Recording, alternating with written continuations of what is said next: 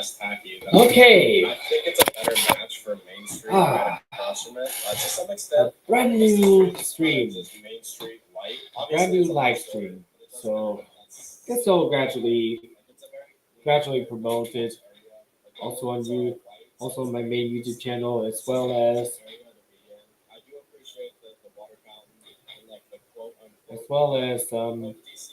And obviously you have the Carthay Circle Theater, which is a restaurant. so let's give it to Tuki-Harry down to you guys if I couldn't finish anytime soon. So this stream is going to be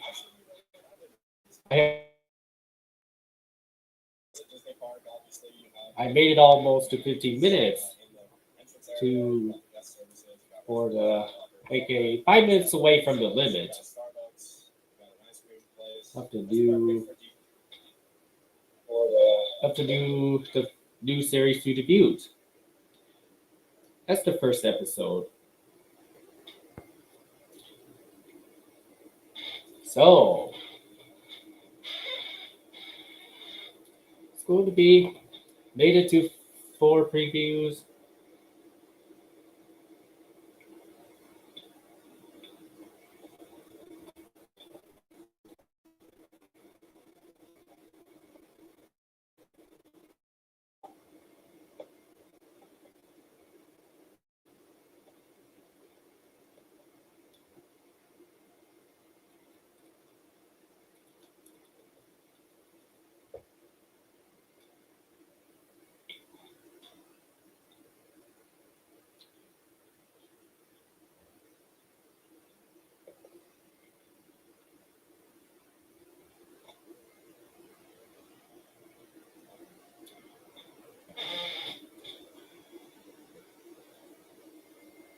Okay, yes, so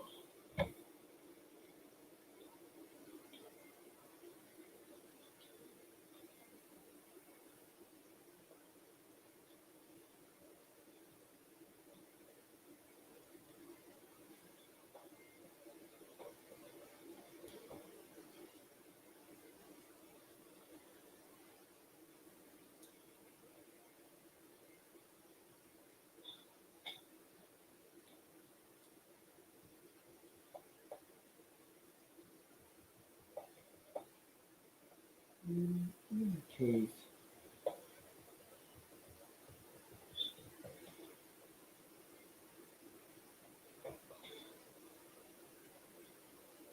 Otherwise,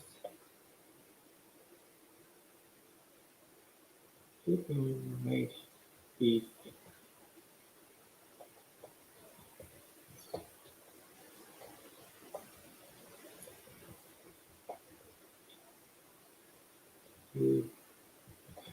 Early.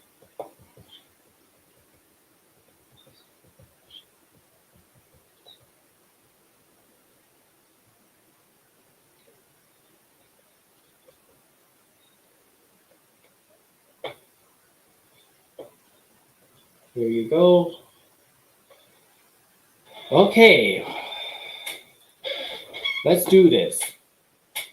So, from the last time I streamed, which was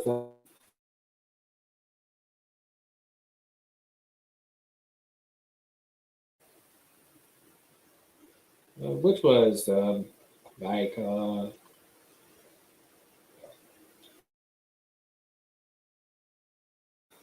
Sunday. Man, I was left with 4 minutes. I was left in that area the last time I streamed for a weekly update. Despite being annoyed by an invited user that asked too many questions, pretty similar to Alejandro, but no offense. But now I made huge update to when they finally found when era and her twins found where they want to sit. Then when they pound on the ground and yeah, and a custom backdrop of Burial.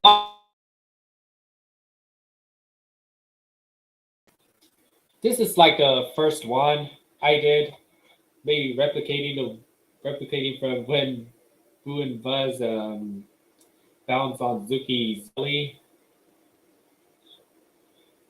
Guess I'll try to do what's going on? Ah, here. Just making sure that the stream catches up. I'm inspecting. I'm inspecting the live stream to see if it catches up.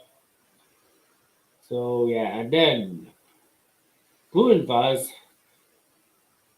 turns from behaving to misbehaving in like a 180 when their mother passes away and fell into all the way to the hind leg towards the hind legs. This is how deep Tuki-Harry's pouch could be, and reveal the inside anatomy of it. And yeah, and also the beak, assets of the beak, besides just being open slightly. But yeah, that's just a nose set instead of a mouse set. But yeah, man, I know. That's the only beak that I can use right now. I wish there's a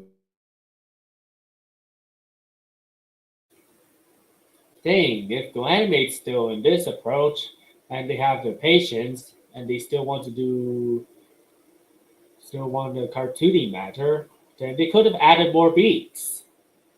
If they haven't done the business, if they did not get the business approach. Instead, they just decided to remove them without any conversion to HTML, unfortunately. So this make us, unless we have a custom set, more custom beak sets, we're stuck with this. But it looks fine. A Blizzard, welcome. And yeah, this is a furry Doan made video done right. And even the troublemaking that is more original than the grounded videos that are very common. It has more to it, more actions than like some kind gets grounded videos, Big Baby Tom, Childish Dad, yes, even Neon's content. Even Neon's content was that much.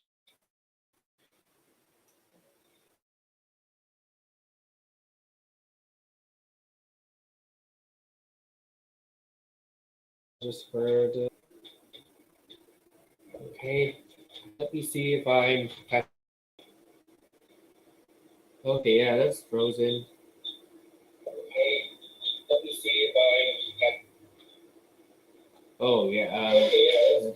There, little bit works a little bit, but yeah, I'm attempting to finish the new series episode 1, the new prototype first of its kind video, just like Magic Mountain, trying to debut for next year, the 2026 coaster, the hang glider. So yeah, this is what both in common, first of its kind. Wow, I found a 2023. Wow, crazy. Wow, Wizard still found new series episode 1. Okay.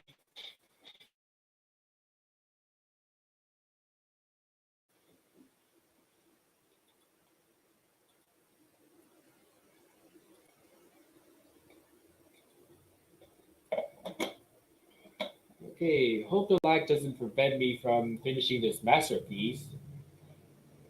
But yes, I know these are separated characters, and yeah, the video lags a lot.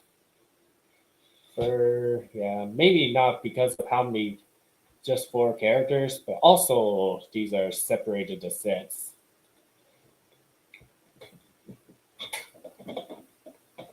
So guess I might be one of the only Go anime, maybe one of, if not the only Go animator that uses more than one asset for a character.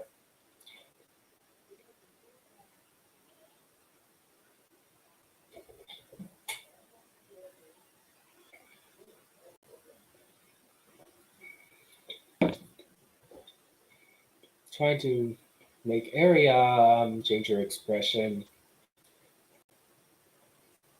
Ooh. Ah. Okay, wait. Go back. No. Man, I wish Neon could have done this direction instead of just using prop using these prop that also is like this.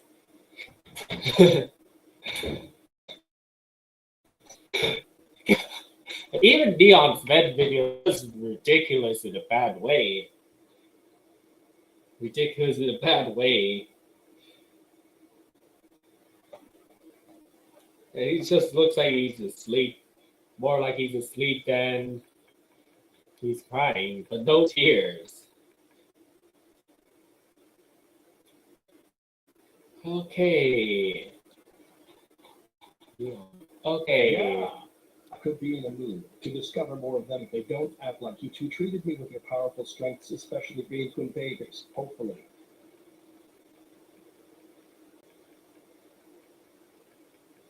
Okay. Where's the. Okay, so. Yeah. Ah. Speaking of other dragons, there's plenty to meet them around there, and not everyone acts like my twins, you know. If your if your bellies rumble ardently, I highly recommend beating Yuki next.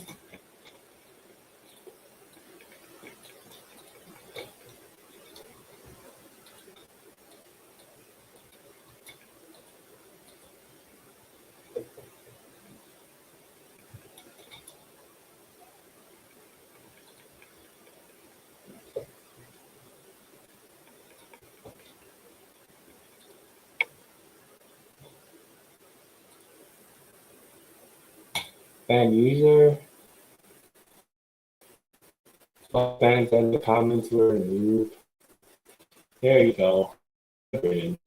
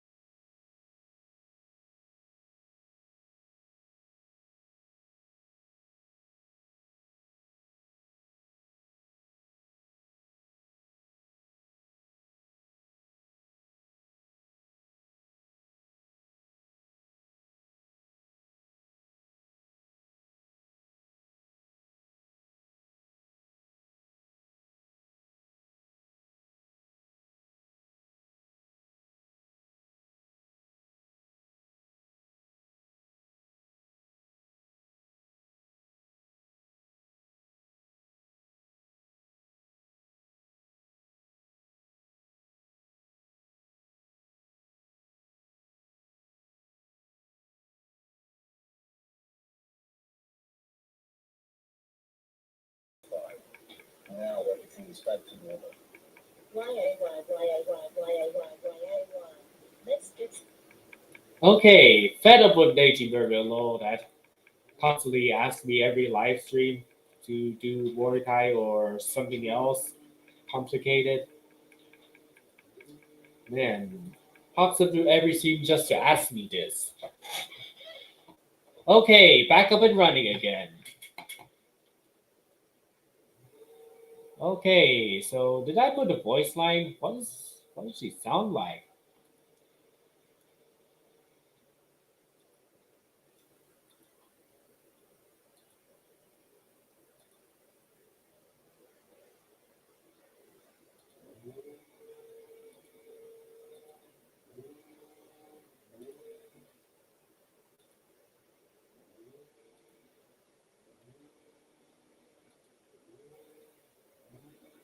absolutely right, but I also got a bright side theory for you. It's good to see what a dragon really looks like.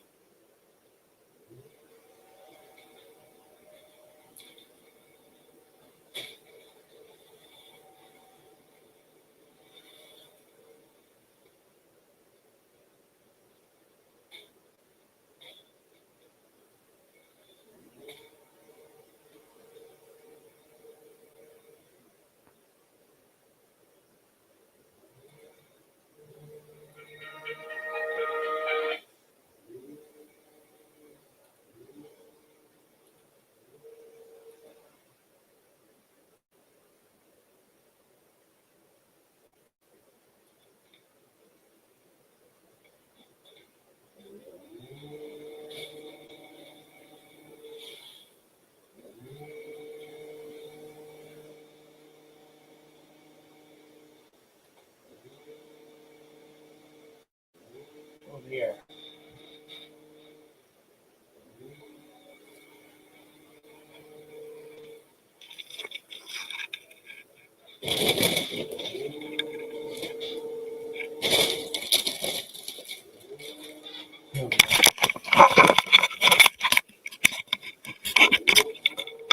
Yeah, that's a balloons that I take the graduation ceremony for basically moving around.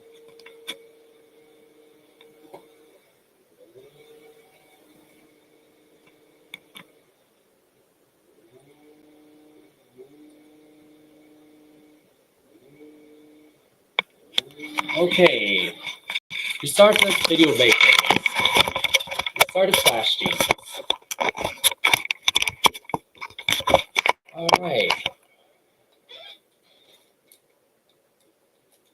Maybe if they couldn't float anymore, then I should put these somewhere else. So they got it. I've saved them from floating up the sky for nothing. So I'm not gonna worry about them. Worry about these shitty balloons. It's going to be a true good riddance for sure.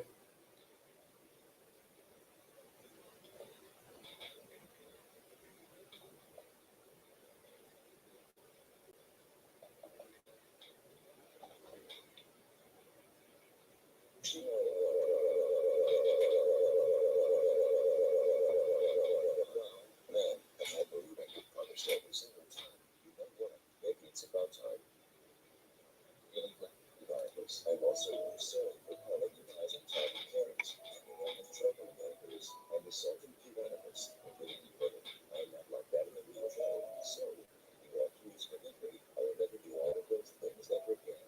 No gravel, I'm sorry. For what thing?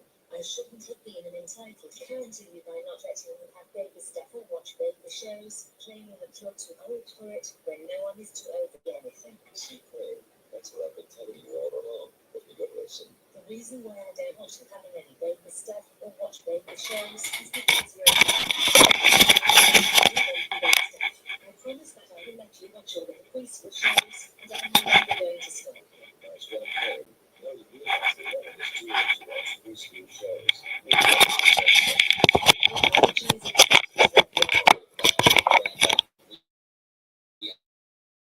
The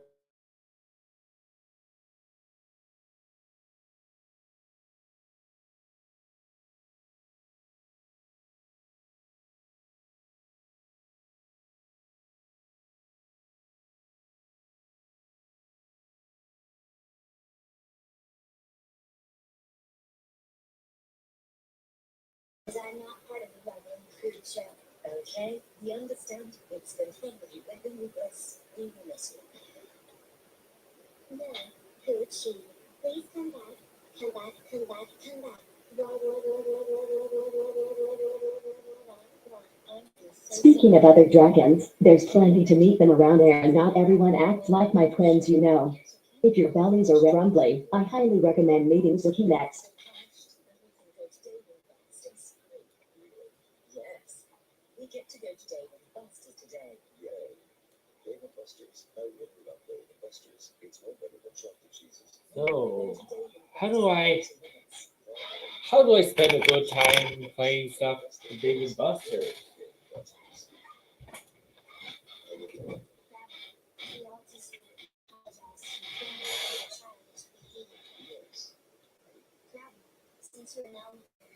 Man, smiling critters. These smiling critters are created little peeps with thanks to the customer says.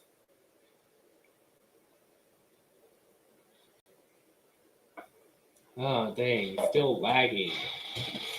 So I guess I want to escape the lag by finishing. So I'm almost finished with the episode.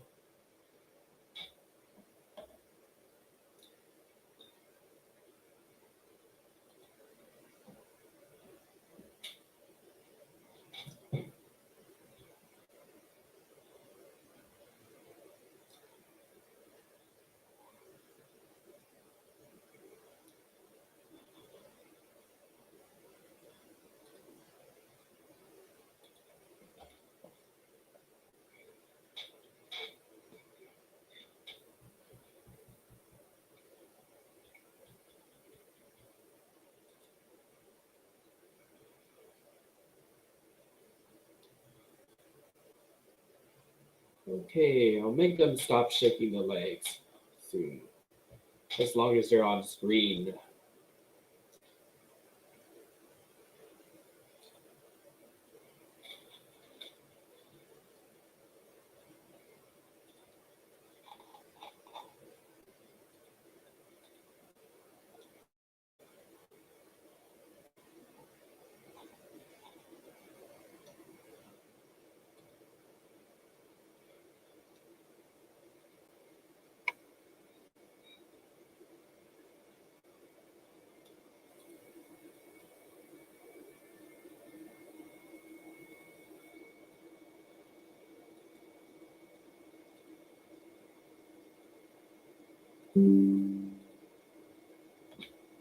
Yeah. Tuki? Oh, who is Tuki? Do they ever find any food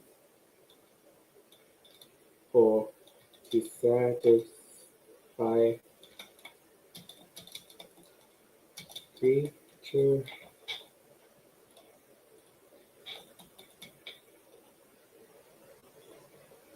Who is Tuki?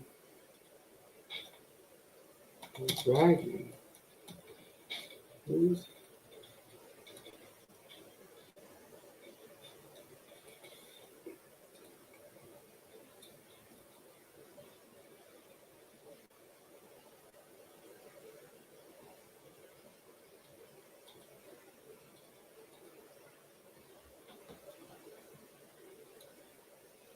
Come on.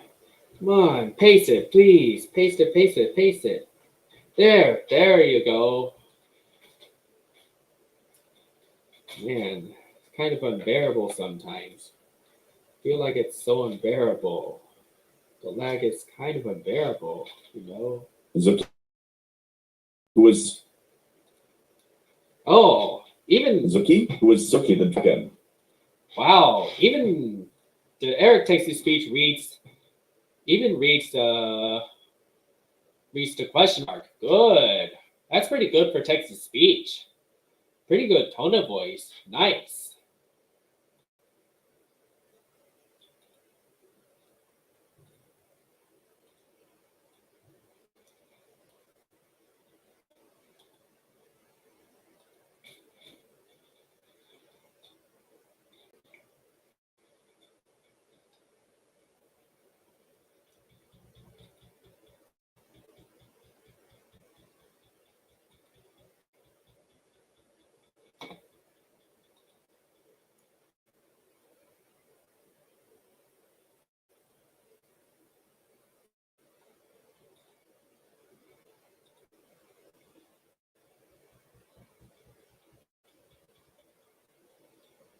Ah, Jesus. Jesus Christ. Lag is so fucking bad. Oh.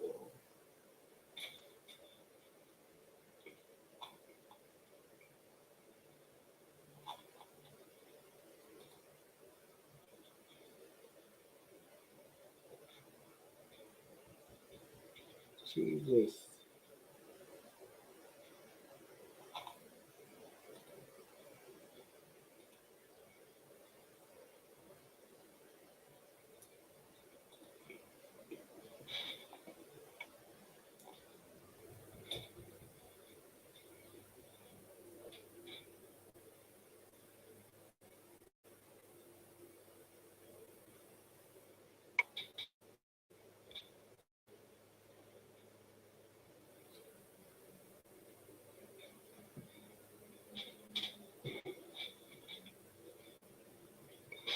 What do you? What do you?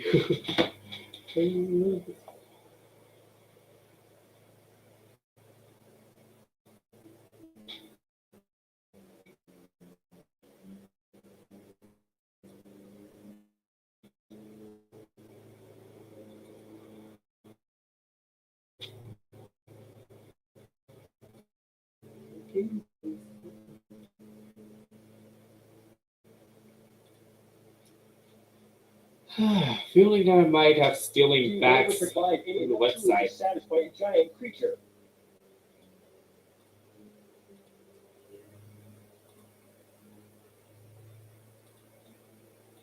Do they ever provide any enough food to satisfy a giant creature? Okay, try not to break too much of a fourth wall.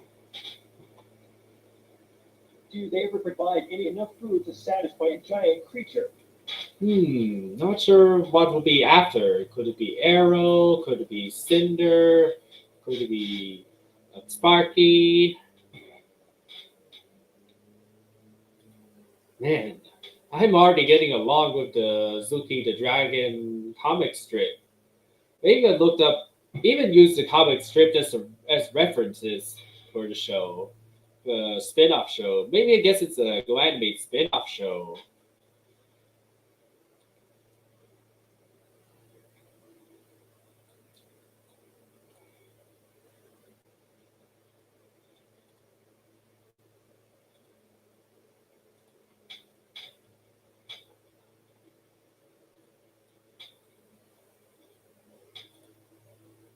Ooh.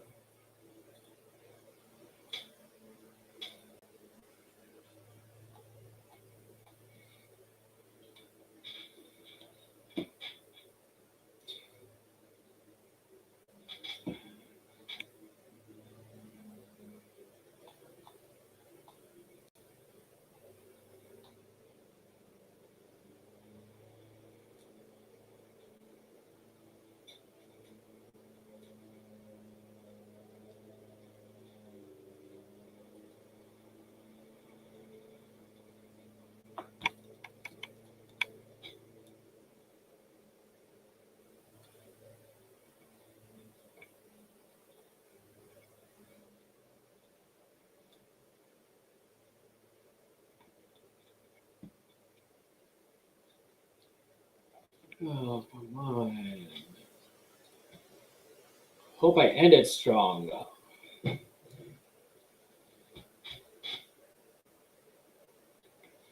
So yeah, I'm keeping the 20-minute runtime limit in mind.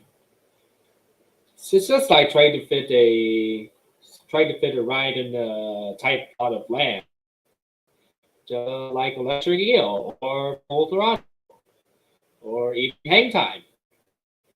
Yeah, there are rides that fits in a small plot of land, fit something memorable in a tight space. But try to fit something memorable up to a 20-minute mark, something memorable and original. But yeah, recently communicated to Aaron for the Bachelor. Maybe guess. Yeah, I guess looking back at Bonifacio now, it's not as he isn't exactly a bad person, but I will not hate Bonifacio as a person just because he doesn't make the best Go anime content. He's just very below average. Still,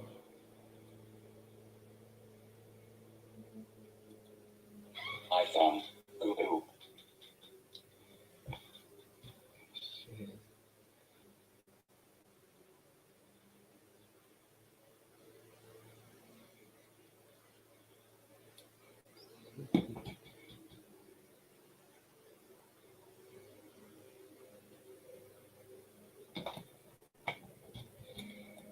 come on. But yeah, guess that this is the only episode that we have Tuki-Harry not meeting the main character of the comic strip yet. But yeah, not sure if Boo and Buzz like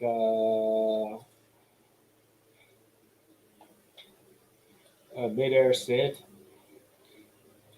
Boo and Buzz with their mother goes on an outing.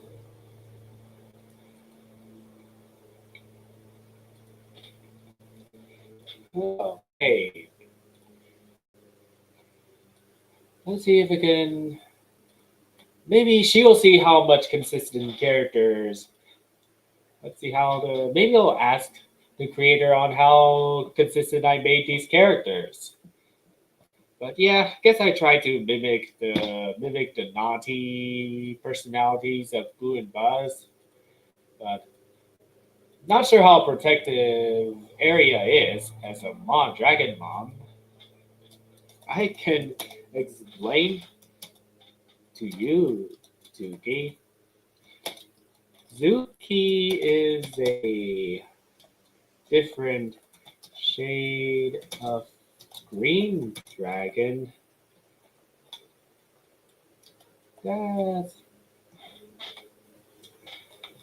has an obsession of cookies and donuts.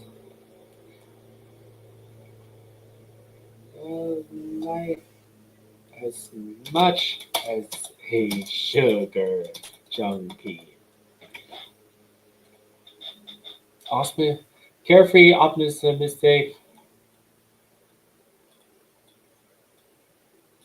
big and cheerful.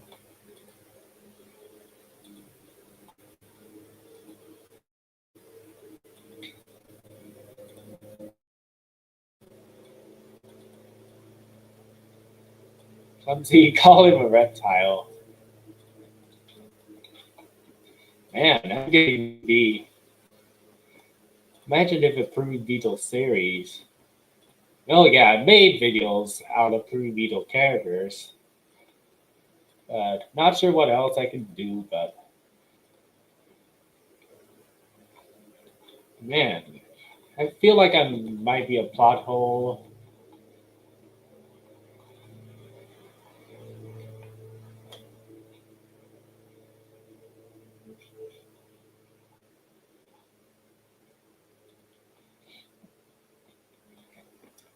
Otherwise, he's a carefree, optimistic.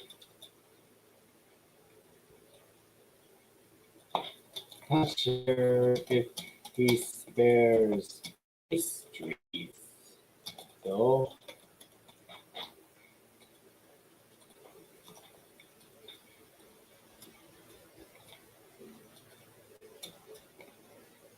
I can explain. Okay, copied and I can pasted. explain to you, Tuki. Zuki is a different shade of green dragon that has an obsession of cookies and donuts, as much as a sugar junkie. Not sure if you spare pastries through. I didn't know this has a phone. I'll use another talking. I'll use or pretend it's not here. This is the only talk. I'll just use it if it's. There you go. No phone. No phone in a hand.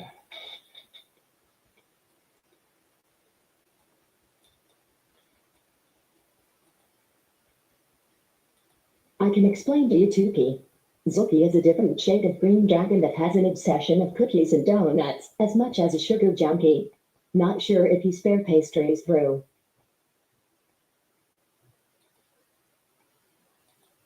Not sure if you spare pastries, bro. I meant to type in though. Let's edit it a little bit.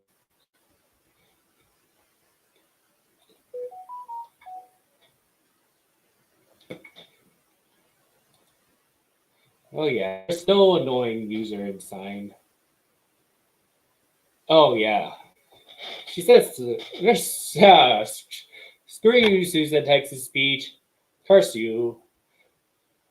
You can't read dope properly and said through instead.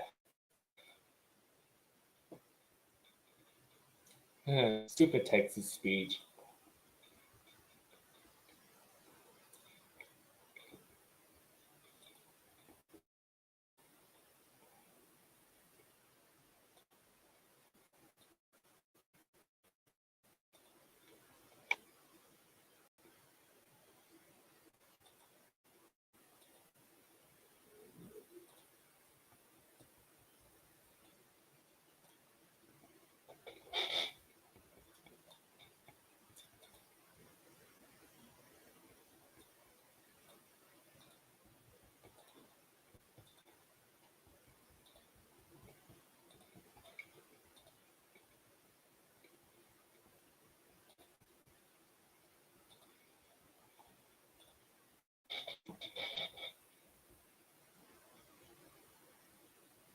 Gaga.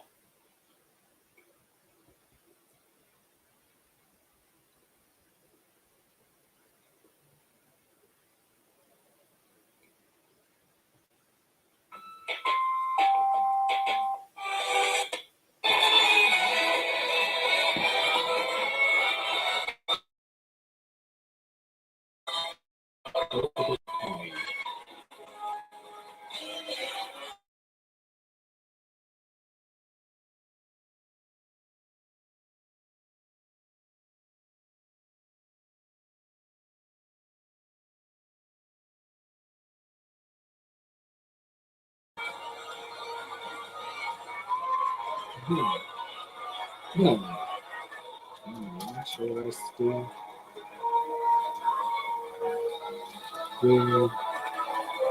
Fine. I see. I hope he saves my hungry bellies from hungry like a giant monster. If he ever hears me,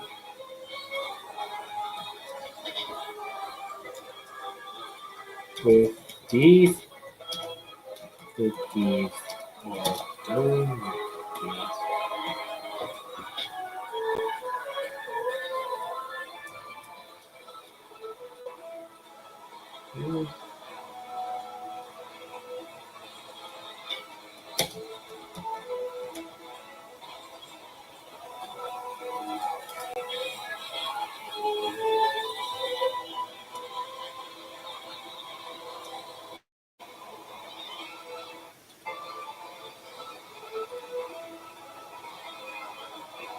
An interesting winged dinosaur C. I hope he saves my hungry bellies with these cookies or donuts from rumbling like a giant monster if he ever hears my stomachs.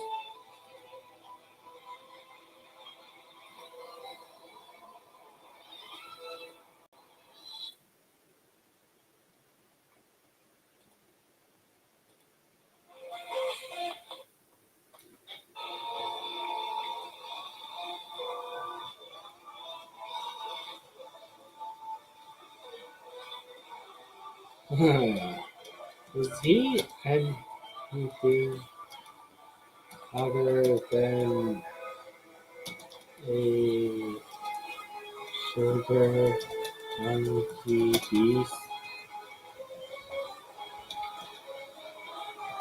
And do you know where he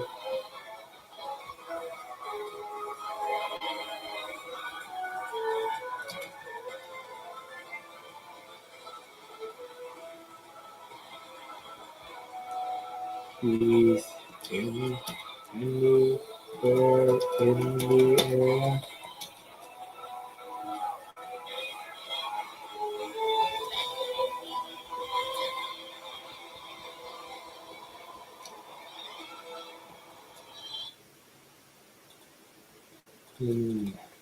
Currently anywhere in this area.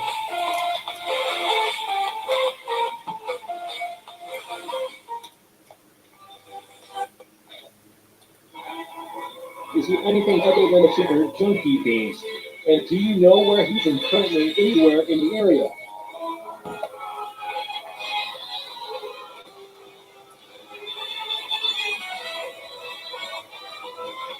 Man, I have no idea. Maybe just consulted the characters.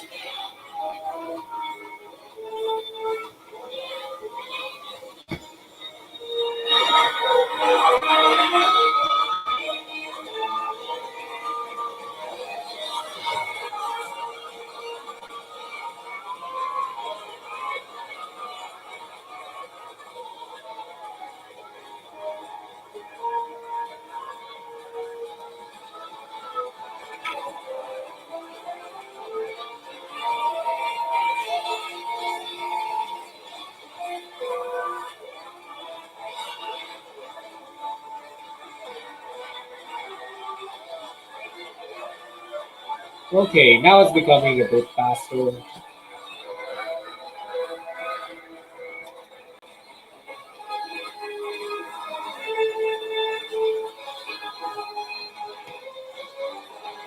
Okay.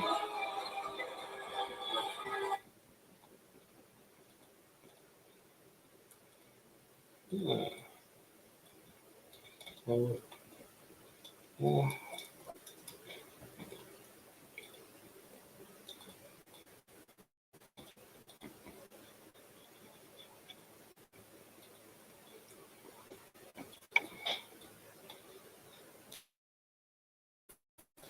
other personality. He has been, although I may not know who where he is now.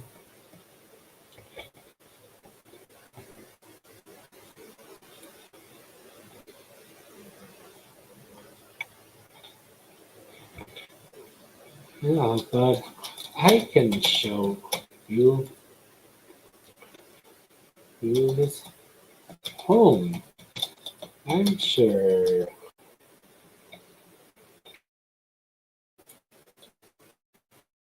Show you his.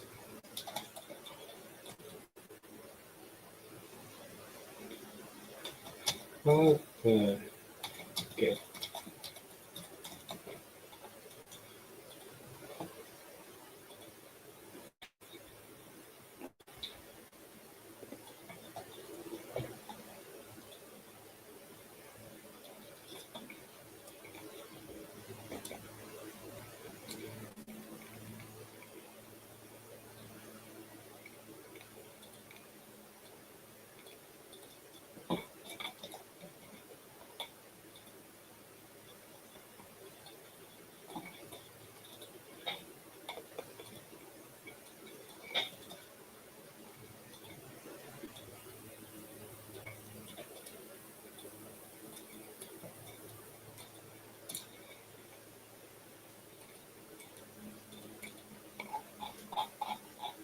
Other personalities, he is his being a carefree, optimistic, and cheerful dragon. Although I may not know where he is now, I can show you his home, however. Got to get my twins first.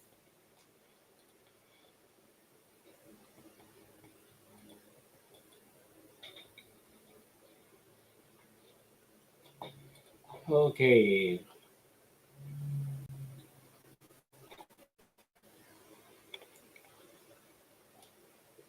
Other personalities, he is his being a carefree, optimistic, and cheerful dragon. Although I may not know where he is now, other personalities, he is being a carefree, optimistic, and cheerful dragon. Although I may not know where he is now, I can show you his home, however. Got to get my twins first.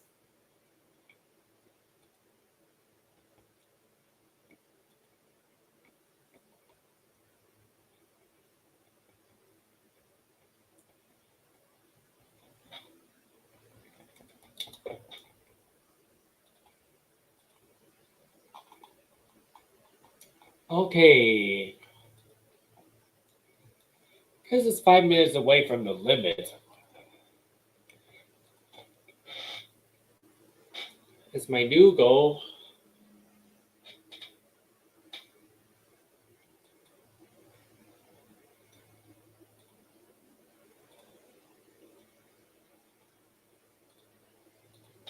Okay.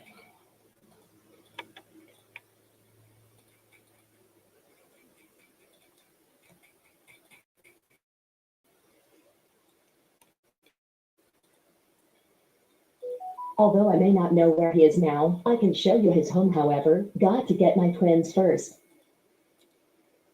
Show you his home, however. Got to get my twins first. Show you his home, however. Got to get my twins first. I can show you his home, however. Got to get my twins first.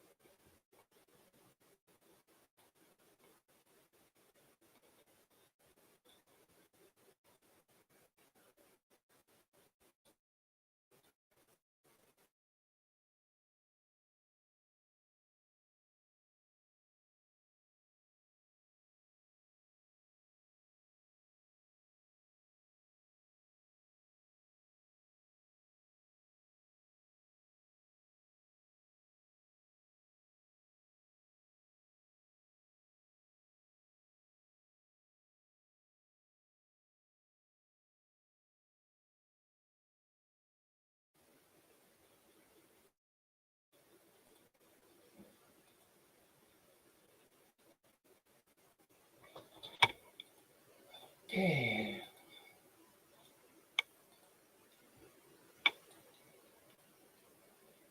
Yeah, don't want the story to be too long.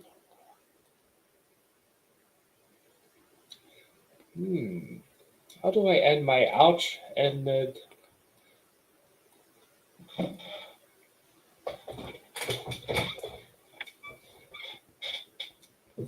Maybe you could try to make a custom backdrop early so I don't have to build. Maybe I don't have to build. Maybe I don't really have to build. And yeah, I guess Arrow lives in a tree house.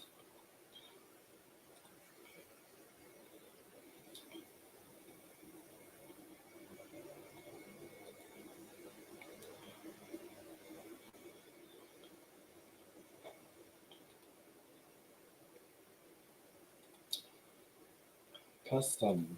Yeah, I'm going to make a custom house. Yeah, I guess that might be. Maybe it's going to be a pun of being too big.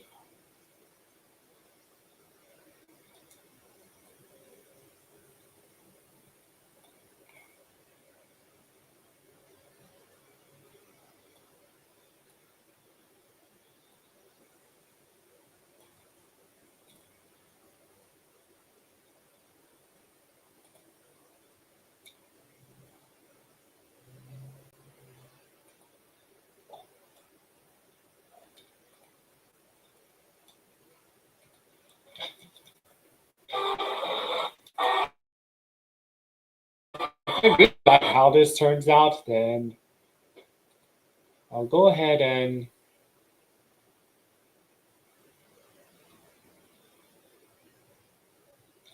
make more episodes,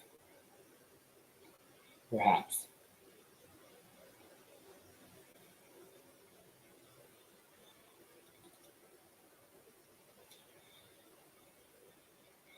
Okay.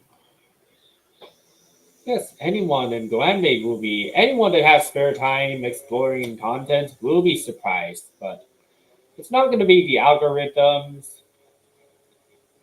Algorithm content may not be, not everything will be the standards of innovation, but these, however, won't meet the standards of algorithm. As kind of like an exchange chaos. So this is going to be memorable in its own right.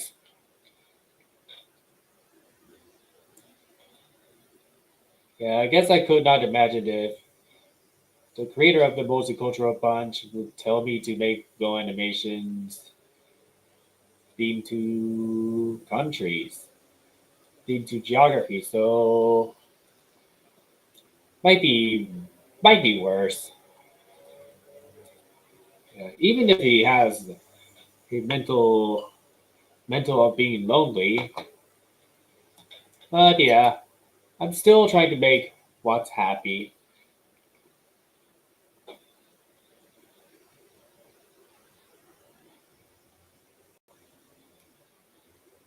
Trying to make something that makes me happy. Yeah, I guess it's not harsh enough. Not harsh enough for them to cry. Although speaking of crying, they really got this really really weird image of that I've just recently requested. But yeah, maybe I might try this myself someday when I have more time with personal art. And this here is Privy Beetle's parent character that, yeah, I want to add a female character to the lineup of commissions I got from Gary Johnson, especially when it's Patreon, is where the Edgeheads that fight for the dinosaur that is the basis of Arrow's horn snout, which Kiki is trying to imitate, de-aged herself into a weird egg that imitates food buzz, but goes too far into birth to unbirth herself into an egg and burst out with three heads. And yeah, and there are park references, theme park references like it's a Small World German band hats, and then as well as this kind of a blue tunnel of Space Mountain, but she has a hard time trying to pull this off. But yeah, I guess it feels more like a light speed from Star Wars, especially on Star Tours and the Millennium Falcon Smuggler's Run. That's wild. Still isn't wild, but was originally supposed to be an eye variety for each head, but it's going to be postponed to another support. But yeah, she's not feeling like drawing more than one character in the commission, but I never ordered it yet.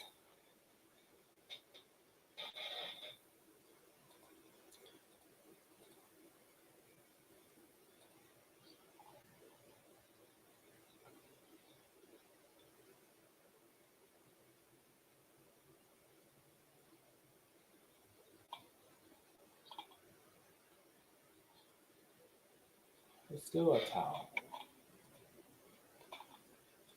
Just call it tower.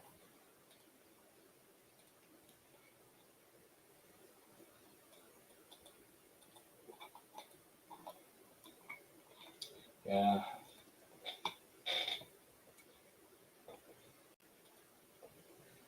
Let's see.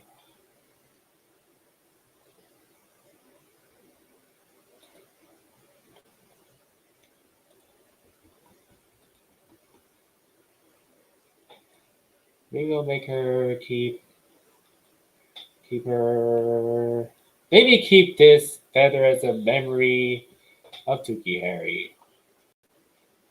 They've only got it since they're babies, too young to get longer grounding sentences. Maybe it's kind of a grounding, but instead of putting a word grounded, maybe just put no more like creature outings for 3 days due to what they've done to Tuki-Harry. Glad this isn't too far, but if they put too many terrorizing methods to Tuki-Harry, but it'll be way too long to pass the limit. That it will pass the limit. So this is a safer option if I want to make it consistently. If I want to make more videos in the session that consistently, maybe I can either start a new Go animation now, or I can continue off with It's a Small World. Man, they're still fading a decommission request. Maybe I'm not sure if I can decommission Eons, but maybe if I could decommission the Canadian 2D 2001's drawings for those who have seen negativity of the Canadian 2D 2001. Looks like Boo. And then we got Buzz. Get to Buzz. Yeah, not Buzz Lightyear. That isn't an IP related Buzz. Man, because of because of getting suddenly obsessed with the twins, triplets, quadruplets, quintuplets thing, and I've been slipping myself to love these troublesome characters.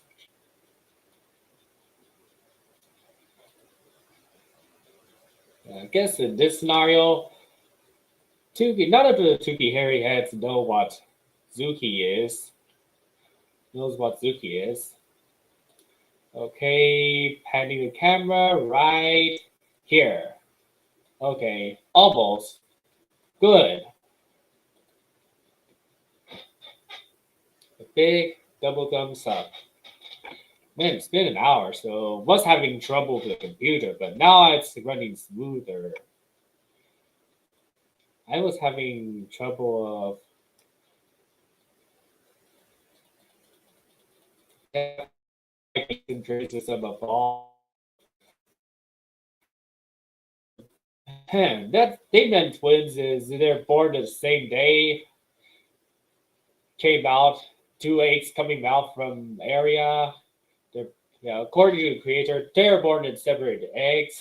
But for this one, okay, although it's a shape-shifting kind of born, unborning themselves and make them reborn, maybe it could be a new feature for the leggy parrot for the preview of the new kind of shapeshift with the leggy parrot. But they are normally firstborn in their base form. But yeah, they can turn themselves into eggs and then rehatch. But yeah, maybe it could be like look kind of like de-aging Indiana Jones for Dial Up Destiny. Kind of like Indiana Jones, but in kid form. Kind of like Indiana Jones. Okay, we got Buzz.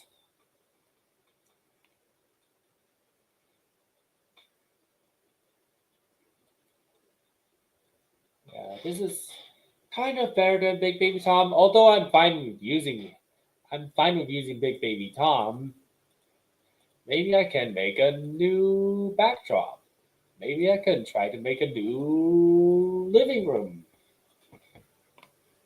Okay, yeah, maybe almost identical to a near identical one to for a back episode.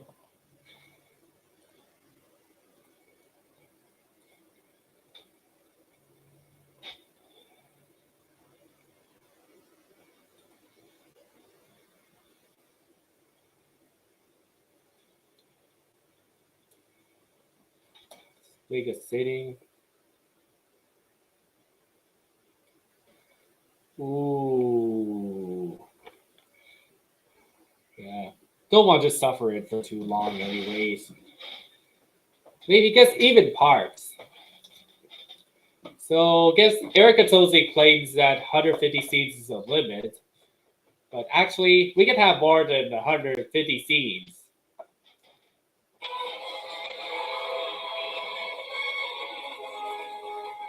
But yes, Erica Tosi forgives me from causing a little bit of mess. How he could improve. But yeah, I think I'm improving my honesty, improving the fact that I'm using my own words, especially when giving out suggestions.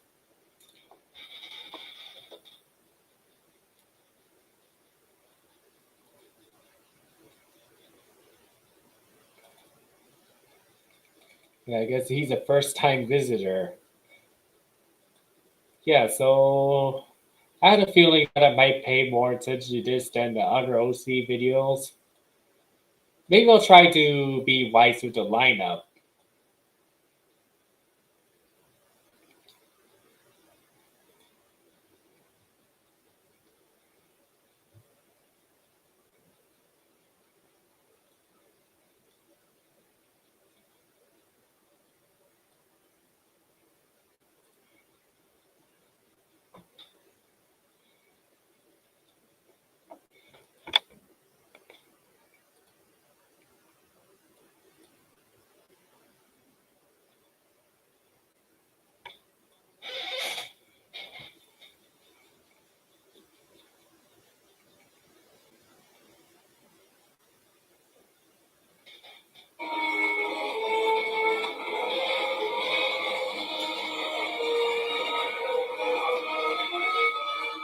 Maybe.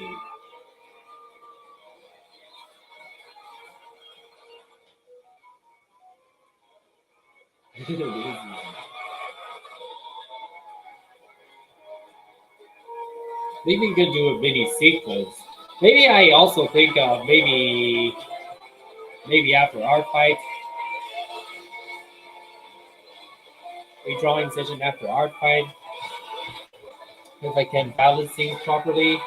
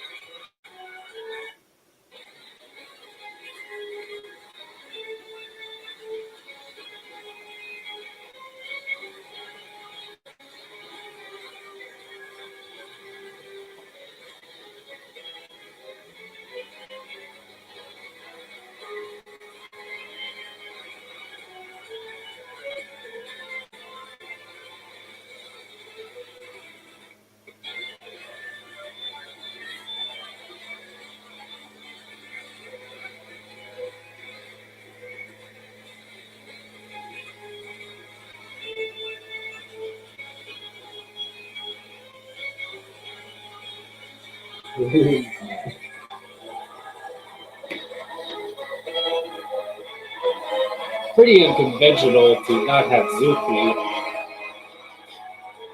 Not have Zuki in the first place, in the first episode. But I could maybe I could fill the pothole. Maybe I could fill a, or there could be a plot. If not, there could be a pothole on how they.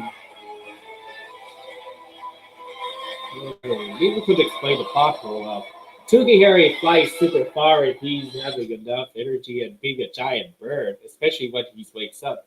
Being a giant bird that walks far away, due to his massive size.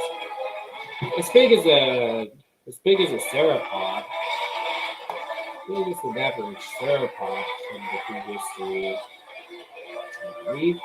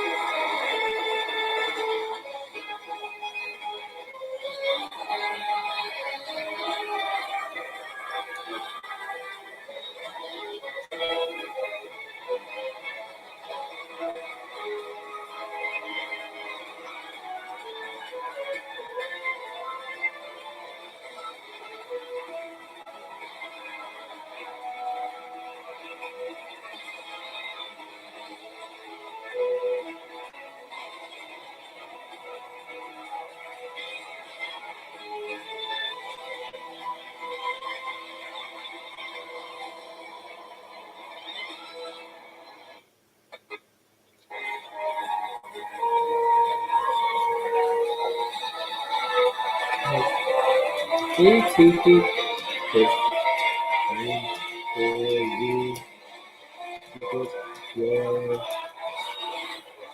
something to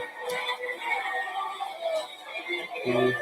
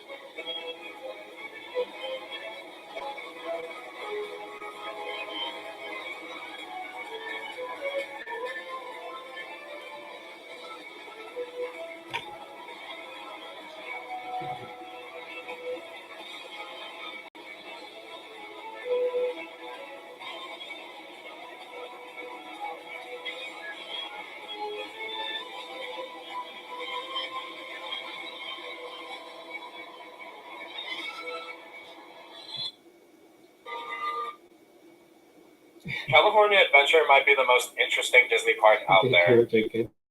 Feed into where I'm flying. I can lead to pay.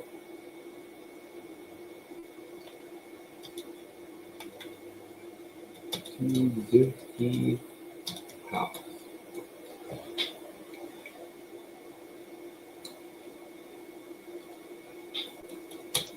Lead to Suzuki's house.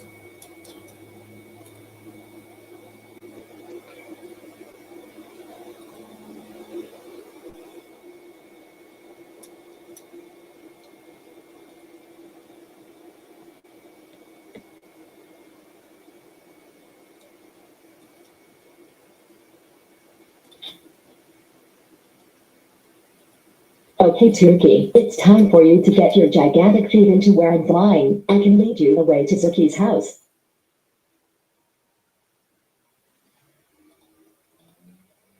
Okay, Tuki, it's time for you to get your gigantic Serapon bird feet into where I'm flying. I can lead you the way to Suki's house. At least in my opinion. There's a point of it. Make the show on a noise canceling headphone for when you're studying or going to the gym. That is it, $400. These are the new Bose quiet comfort Okay, headphones that I Tuki. just got. Genuinely, this is the best one that I own. I've tried so many other headphones, super light and comfortable, and I can reload even with these himself, which I really love. High quality audio and up to 24 hours of battery life. You can never go wrong with these, so make sure to order them on Amazon and get fast and free shipping.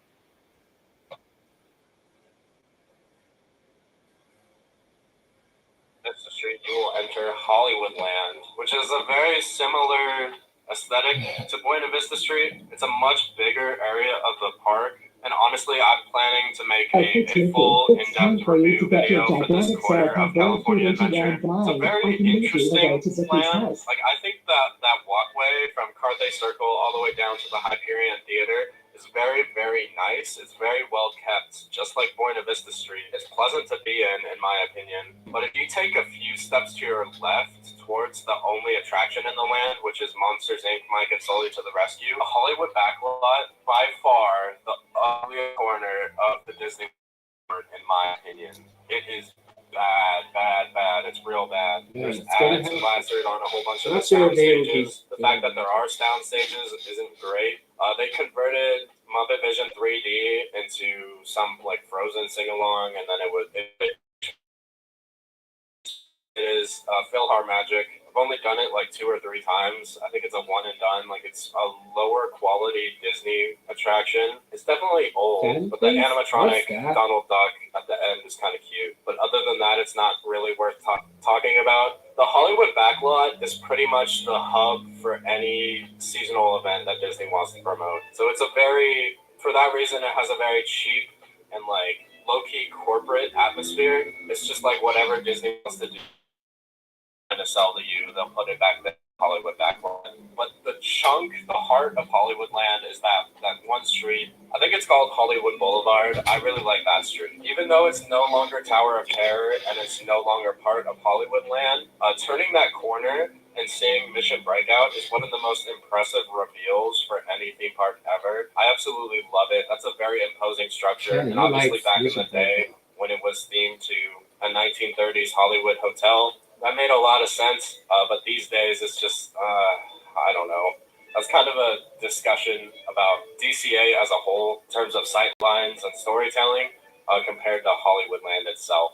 DCA is a very, very interesting park, which is why I've made so many videos about this place. It's 100% a mixed bag, but in terms of Hollywoodland, the big building at the end of the street is the Hyperion Theater. These days it's empty.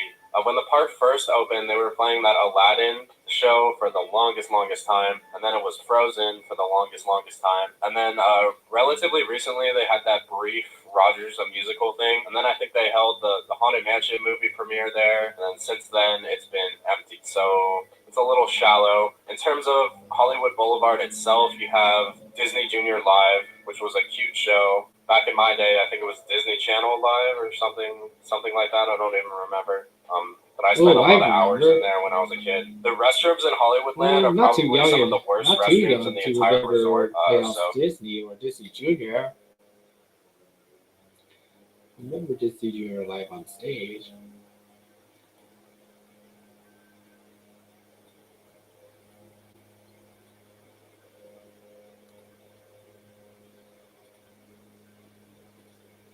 I guess I'll put this middle eye backwards. When it's interfering with the other head or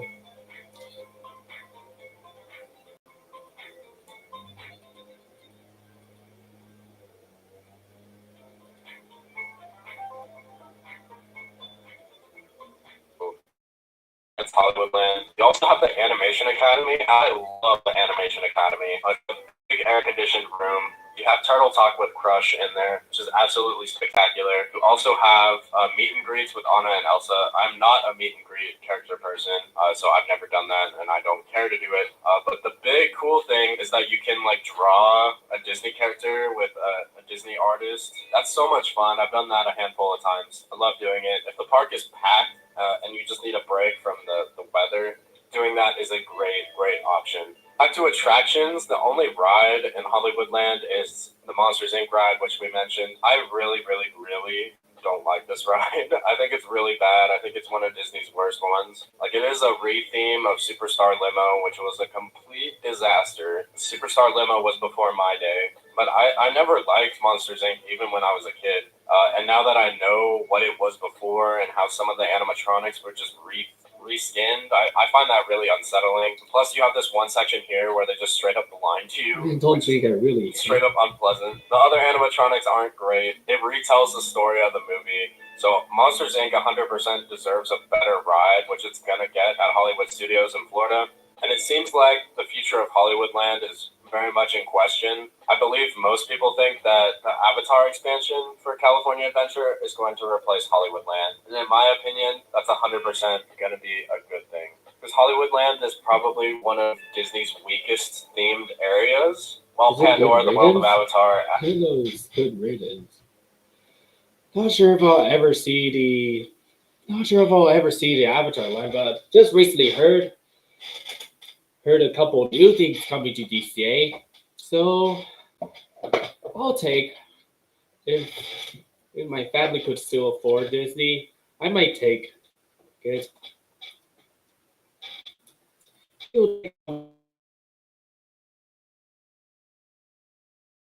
Finally, a confirmed mountain.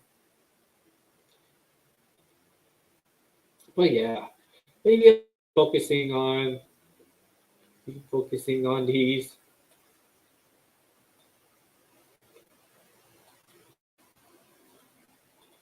Okay, a longtime exclusive fan of mine.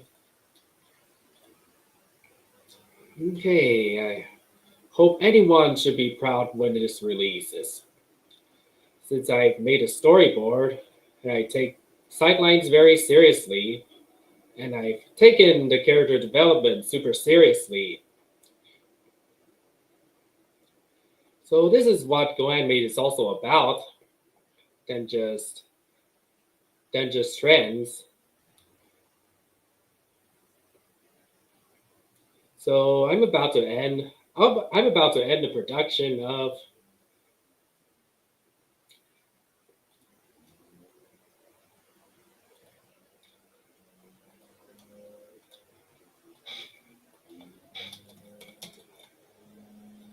right. Of course, we can follow slide. Slide.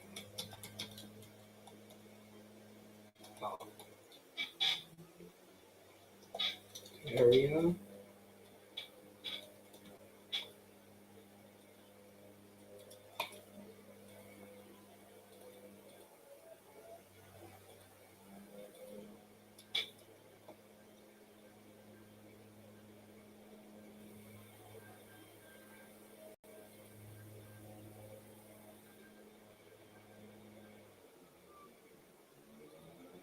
Of course, we can follow your low flight to Zuki's house area.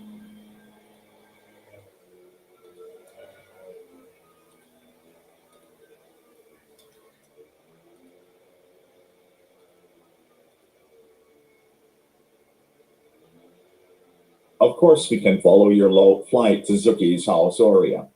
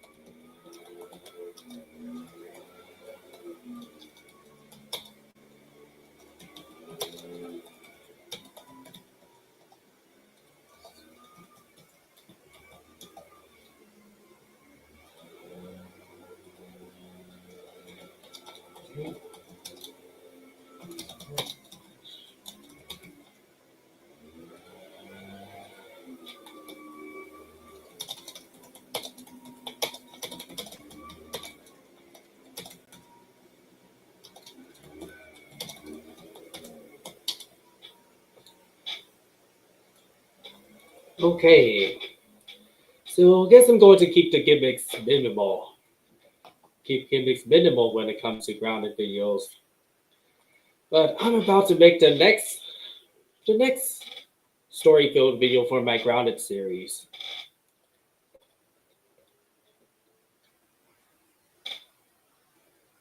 Or yeah, man, wish F52 watches my new generation stuff instead of just sticking with old stuff, just oversticking my old stuff. Just a recommendation. Maybe yes, but yes, willing to pay homage to videos I'm used to make.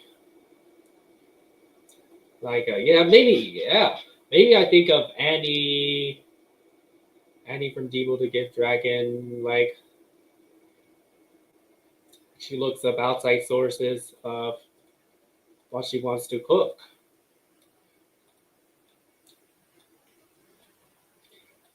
But yes.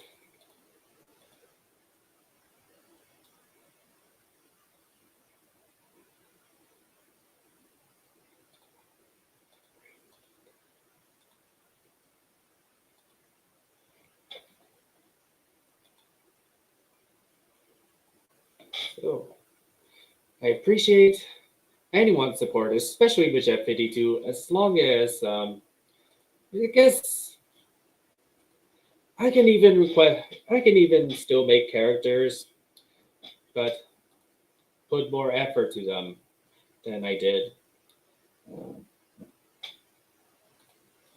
I know it's hard to make original content, but you need a lot of patience.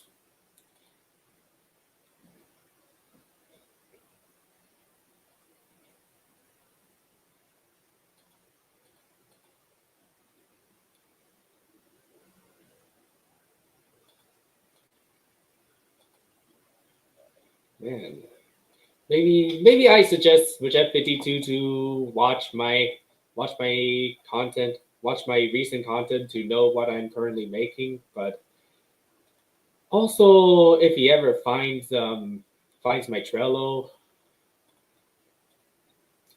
man, wish that maybe if he wants to stick with trends, then he could watch Erica Tosi if he likes Big Baby Tom. Big Baby Tom. But not sure what he prefers now, since he only commented on what Go Anime videos do I make. So he only does the live chat when he asks on what I want to make. but I really want to make what makes me happy, but not just waste my time doing the same ideas over again. Yeah, you're now in charge to lead the giant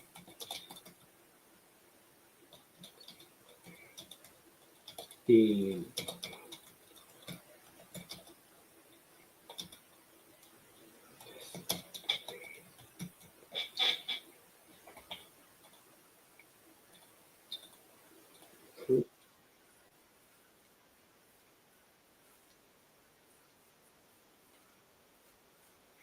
So maybe I could have left Go Animate if it wasn't for one of these OC characters. If it wasn't for creating new characters, or if it wasn't for Flash Teams or Wrapper Offline, that it will if it wasn't for Flash Teams or Wrapper Offline saving my use of using non-business themes, then I would never have made those characters to begin with. So I guess it's a very saving grace.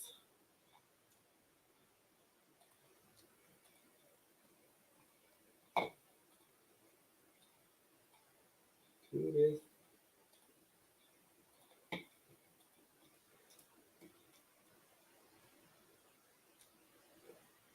Justin.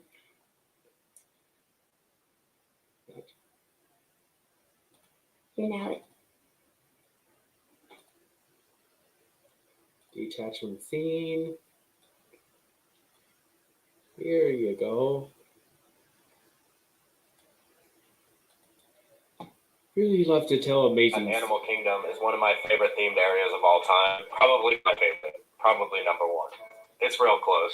I love spending time in Pandora at Animal Kingdom. So I'm not going to miss Hollywood Land if it does bite the dust at some point going forward. If Disney was going to save Hollywood Land, they would have put Mickey and Minnie's Runaway Railway in this area of the park instead of in Toontown. But because that attraction went to Toontown, I think Disney chose to save Toontown instead of Hollywood Land, and in my opinion, that was the correct decision. Hollywood Land is probably at its potential. It's probably as good as it's ever going to get if you just delete the backlot. But Toontown is incredible now. I love Toontown these days. Ooh. So let's run through these rankings. In terms of attractions, if you couldn't guess, Hollywood Land ranks 6 out of 8, which is the lowest ranking land that has an attraction. In terms of food, I don't eat in Hollywood Land that often. I actually had to try the Award Wieners restaurant because I had not eaten there in years and years before making this video. And I thought it was fine. I had a chili dog. It had a lot of bread, and obviously it was really overpriced. So it was fine. It was good. I guess I enjoyed it. They also have the catering company in the back lot, which from what I remember has like a seasonal menu, so it's changing all the time. From what I remember, I think it's pretty good. In terms of atmosphere, Hollywood Land ranks 5 out of 8. I think it's pretty good. The biggest detractor in terms of atmosphere is, of course, the backlot. The backlot is awful. I can't reiterate that enough. And in terms of theming, I actually put Hollywood Land at 4 out of 8. I think it's really well kept. Like, the whole Michael Eisner philosophy was that they could still make a cheap theme park immersive if they chose themes that were easy to make immersive. And I feel like Hollywood, a land theme to Hollywood, is 100% an easier theme to make immersive compared to Pandora, the World of Avatar, for example. So I do think it's pretty immersive, aside from the backlot. Moving on to number 5, we're going to talk about the bane of my existence. It's Pixar Pier. One of my most popular videos on this channel is my review video for Pixar Pier. I 100% tear it to shreds, so I'm going to try not to go too in-depth with it today, but I hate it. I think it was a really, really, really, really bad decision, and they executed it very, very poorly. So that's like the worst combination of circumstances you could have. And you throw on top of that the fact that Paradise Pier was my favorite land at both parks. It was my favorite land at the Disneyland Resort. So Paradise Pier no longer exists, which makes me really sad.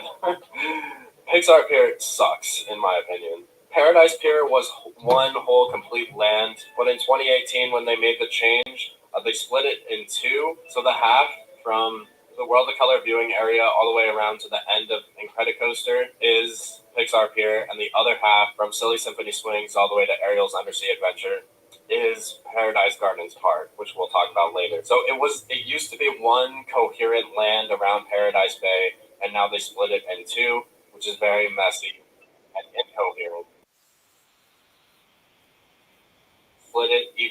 They subdivided the land. You're gonna walk by Lamplight Lounge, which is like the generic area of Pixar Pier, and then you're gonna pass the entrance for Incredicoaster. That's like the Incredibles neighborhood of Pixar Pier. Then you keep walking, you're gonna reach Jessie Critter Carousel and Toy Story Midway Mania. That's considered the Toy Story neighborhood of Pixar Pier. You keep walking, and then you're back into another generic Pixar Promenade area, which is messy because you already walked through a generic Pixar-themed area of Pixar Pier. And then you keep walking, you're going to reach Inside Out Emotional Whirlwind, which is the Inside Out neighborhood of Pixar Pier. So the fact that this land is subdivided into 3 or 4 different mini lands is very jumbled, very incoherent. It's lacking cohesive storytelling, which contributes to a disjointed atmosphere, in my opinion. And you throw on top of that all the colors that they added, I think are really ugly. I really miss the blue screen tubes. The solid red screen tubes on Incredicoaster look terrible, in my opinion. There's just so many problems that I have with Pixar Pier. I love California Screamin' as a ride experience, as a layout. I'm very nostalgic for it. That ride is probably why I'm a roller coaster enthusiast and not just a fan of Disney and Universal parks. So I have a very deep connection to this ride because of that. But I hate the Incredicoaster overlay. I think it's god-awful. I really tore into Incredicoaster in that video that I mentioned earlier. I hate static figures on this attraction. Worst offenders are the Elastigirl during the second Scream Tube. She's plastered on the wall and she looks terrible. They also have babies on sticks during those 2 bunny hills. Also, probably the worst effect in Disney history. And on top of that, they just shoved Violet's head on top of the end of the 3rd Scream Tube so you can see her decapitated body. I guess her decapitated head just attached to the top of the Scream Tube when you pass it earlier in the layout. So overall, it's terrible. There's no animatronics, even though there's 2 perfectly staged areas that should have animatronics at both the beginning and the end of the attraction, but no, even those are static figures, so it's just terrible. The colors are bad. The soundtrack is a major downgrade. Like, I love Michael Giacchino. I love the incredible score, but it was never going to be better than the score that was designed specifically for the California Screamin' layout. I miss the California Screamin' music so much. It's not even funny. The biggest upside of Incredicoaster is that the smell of the cookies is at the top of the exit for the attraction. And there's a cookie stand outside of the exit, so I kind of like that is tied in together. I think that's kind of cute. And of course,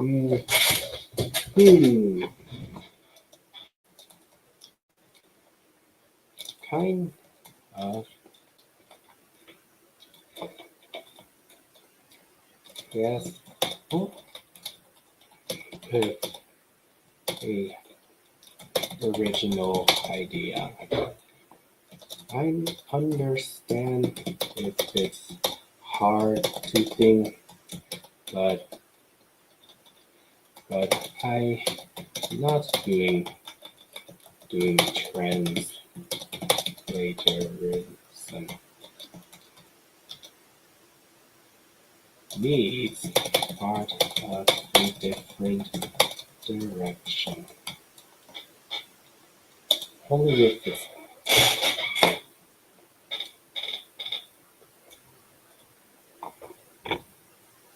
Okay, but also, so I don't want to hold too many series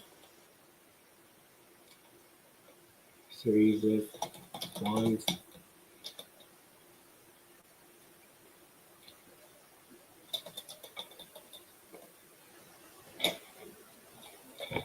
It's hard to think. I understand. Okay.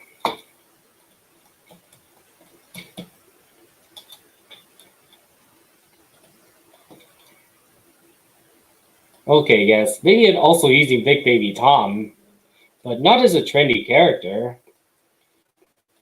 But I still want to do some stories instead of just random videos. Want to do bonus content instead.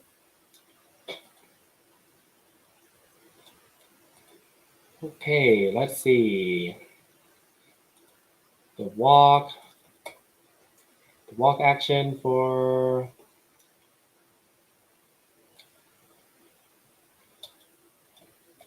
guess it's the only way I make rounded videos is coming up with something new.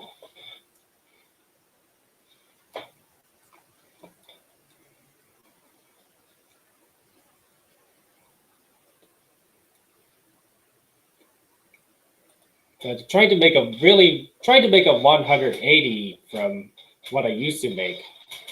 That's my goal. That's my main goal. Trying to find something that saves this career from going under. Like a new interest, like the theming. A new theme.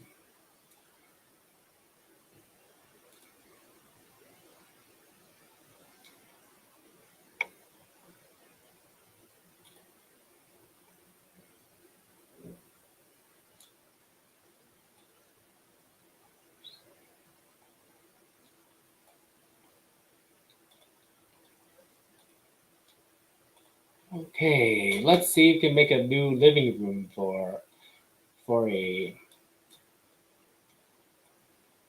Okay, gonna make a new backdrop.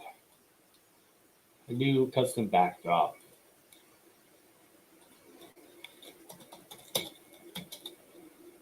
Maybe theme to oranges. Maybe let's theme it to oranges, like orange muffins. And even a view window for please in the love of God, be original. Be original. No stealing others' ideas. Not even Eric Catozi's Big Baby Tom series. Be original. Man, maybe I feel like I'm throwing back. Yeah, so requests are reopened, kind of, but I'm not. Just like I said with like my persona said in Bunny Gets Grounded video. But the least I can do is to not reuse the same backdrops. But I don't feel like I will be. I don't feel like I will be putting it in this session if I don't upload consistently.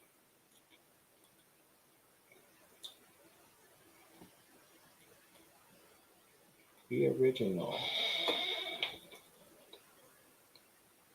Jack loves cookies. But other than that, I think the entire switch from California Spearmint to Incredicoaster was terrible. Also, the name Incredicoaster is terrible. It's so bad. You couldn't think of a better name for an Incredibles roller coaster than Incredicoaster? Like, come on. Oh my gosh, I want to drive my head through a wall talking about Pixar beer. This is not even funny. Oh my gosh. Okay. The Toy Story area is probably the best. I'm not a fan of Jesse being a massive static figure, but that's fine. It would have worked better if it was like the Toy Story Okay, at Hollywood. so maybe I just learned something from criticism videos, like Weather Star 4000 video has act very civilized. Maybe I hope Legit 52 acts civilized like Weather Star 4000 video if I made a decision against his request or anything.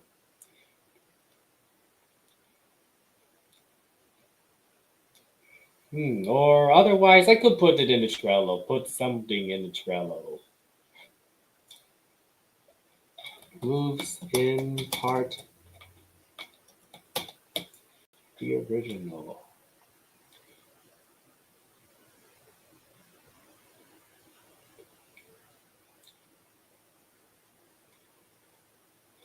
otherwise, I could be editing the script.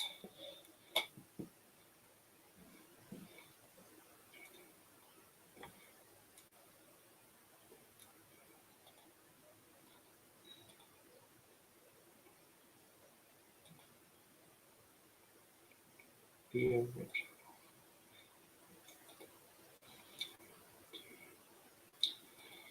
Okay, got the title for the ongoing video.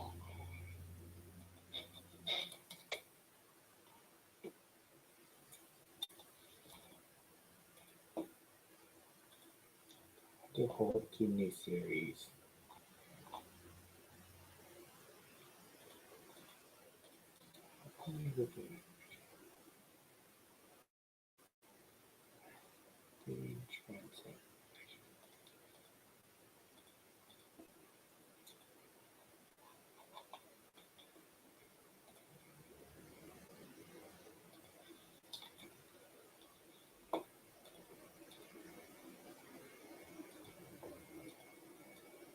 Studios where there were a bunch of them, but Jessie's just off on her own.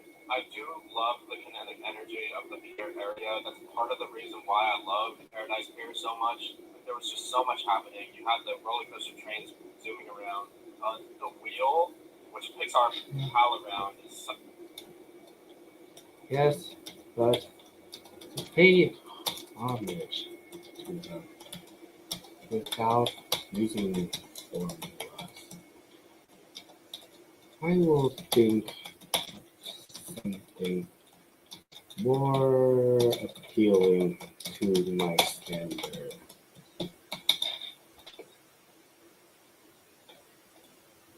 So, I think I paid homage to OS videos by showing the screen, showing the on-screen navigation with any devices.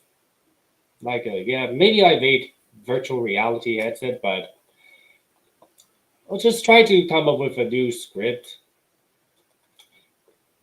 Or yeah, any character looking online for something instead of just browsing softwares. So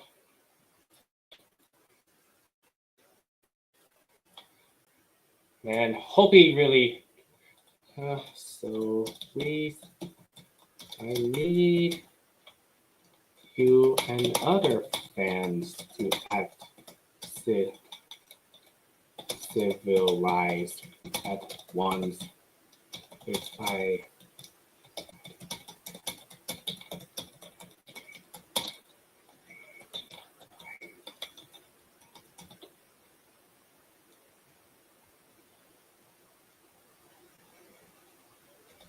respect your opinion on these.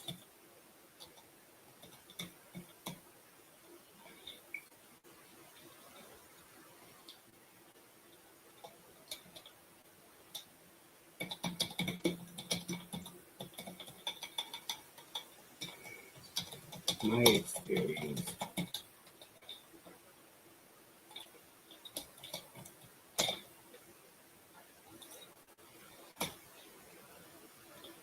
Opinion.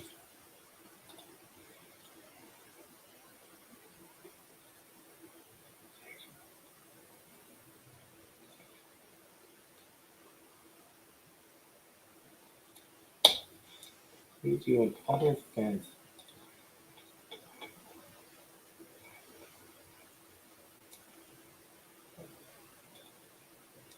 Oh.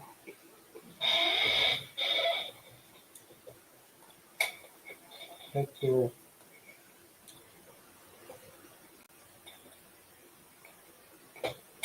Really want to come up with a story.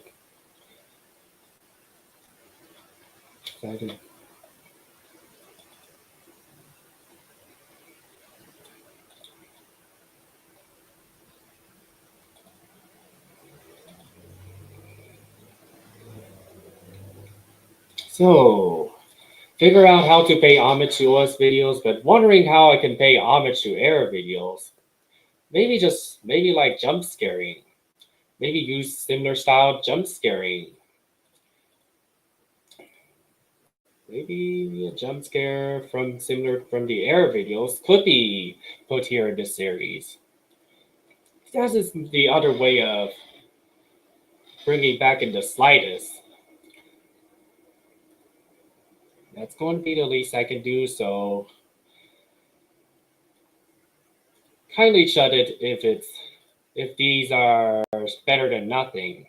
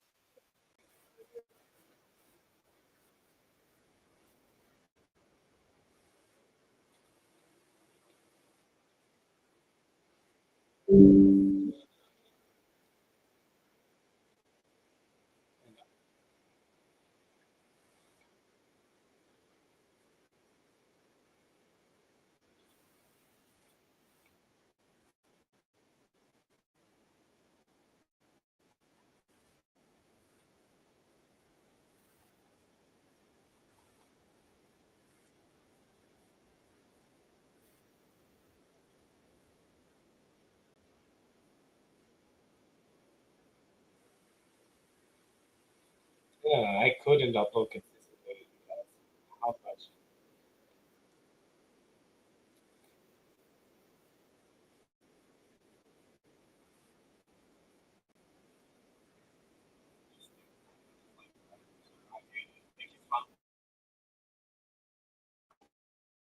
But even when the wheels are turning, these are coaster wheels. Wheel is stationary, you still have kinetic energy, which is really, really cool. I love that. And before Inside Out Emotional Whirlwind was there, there used to be an SNS drop tower called Maliboomer, which obviously had kinetic energy. Emotional Whirlwind is fine. It provides kinetic energy, but it's kind of difficult to see it when you're outside of that Helix Sprint credit coaster. But it's definitely better than nothing, which is what it was for the longest time. Like, it used to just be a smoking area for like a decade. Not great. But Emotional Whirlwind is just a rethemed Flix Flyers. So, and it's also like the fourth. It's the fourth spinning ride in the pier area, because you have Golden Zephyr, you have Silly Symphony Swings, you have Jesse's Critter Carousel, and then they just added this fourth one. Like, what does this ride bring to this area? And my answer is nothing. So I'm not a fan of Pixar Pier. This was really, really, really hard to rank because I used to love this area of the park so much. I'm obviously way more passionate about Pixar Pier than I am about Hollywoodland, Buena Vista Street, or San Francisco. But part of that is because of how flawed it is, you know? So I put it dead center.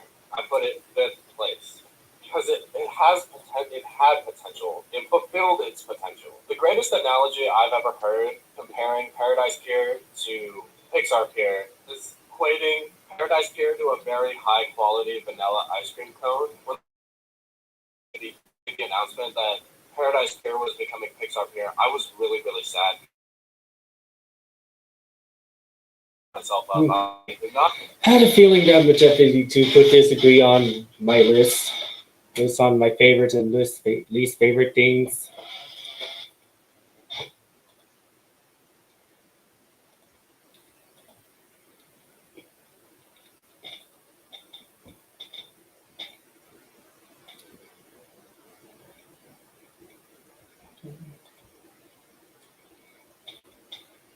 Maybe I'll try not to listen to people that sticks around with these content as a whole.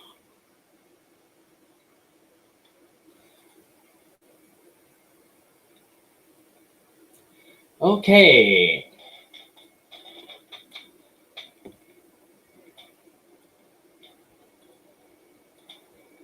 Feel like I want to make a new custom background.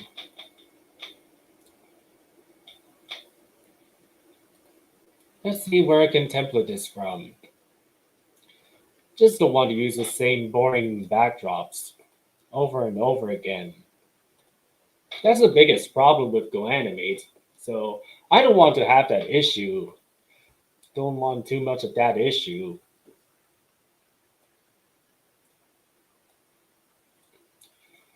So let's see if I can plop down the house. So this is not the afternoon.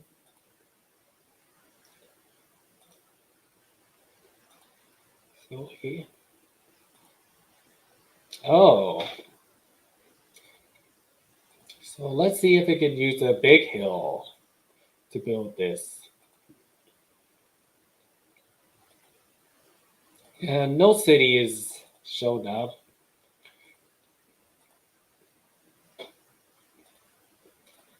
Oh, these are the same clouds I've used.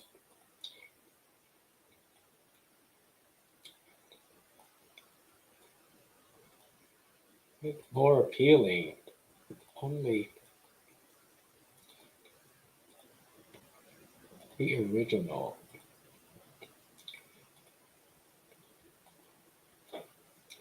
Now I understand people loves what's algorithming on YouTube.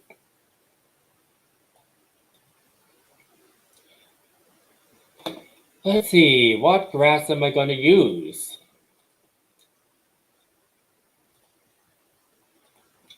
Maybe a different shade of green.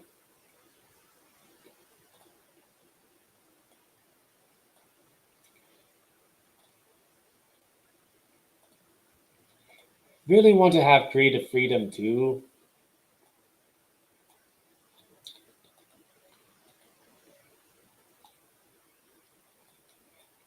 Okay, just modifying the stock backdrop into converting it into a custom backdrop. Okay.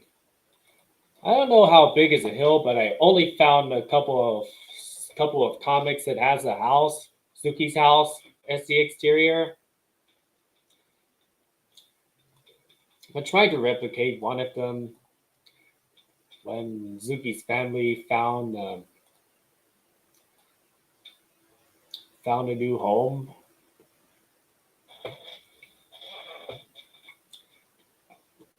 Let's see how I can build it properly. I guess it's plop out a mountain. Changing it or adding on top of Ooh. it. So how this should be better, right? You know? But when Pixar Pier opened, instead of a really nice vanilla ice cream cone, we got a really bad, really low quality chocolate ice cream cone. So it's Suki's new chocolate. day. If you ask anyone reasonable, it's way better. Oh, that's a really big hill, isn't it?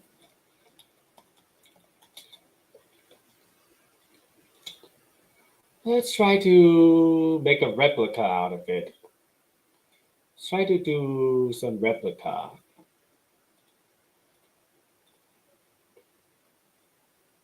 I know that some people are nostalgic for, but sometimes we can all change. How do I make the mountain make it look proper? Or maybe I'll get some new Beyond Studio assets.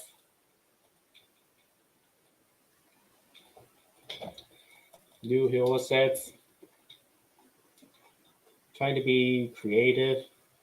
Trying to retain myself a creative head. I want to be creative.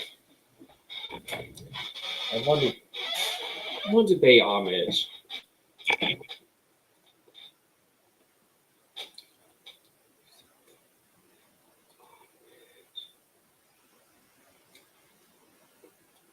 Okay, I should see how I can do about something.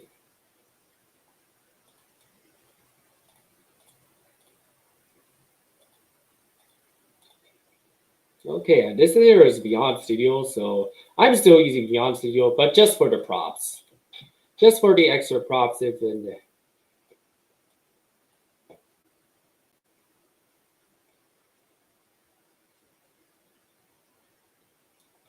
Maybe I can recreate it as a shape at this point.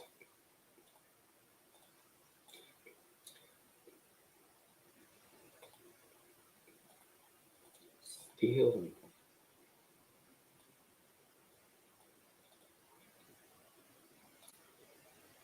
Oh, maybe I could use this. It's not going to be entirely accurate, but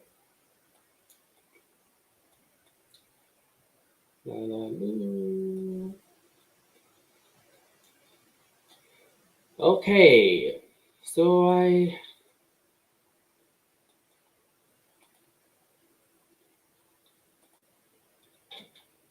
so it's a in a tree.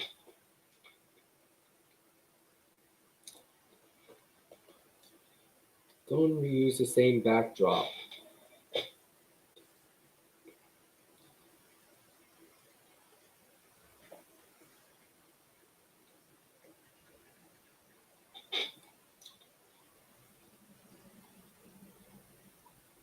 Man, not sure what Mujib is trying to possess my anime career for.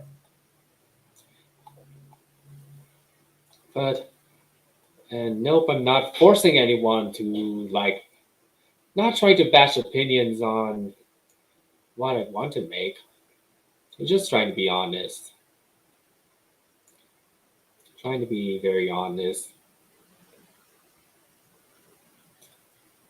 Trying to make outshining.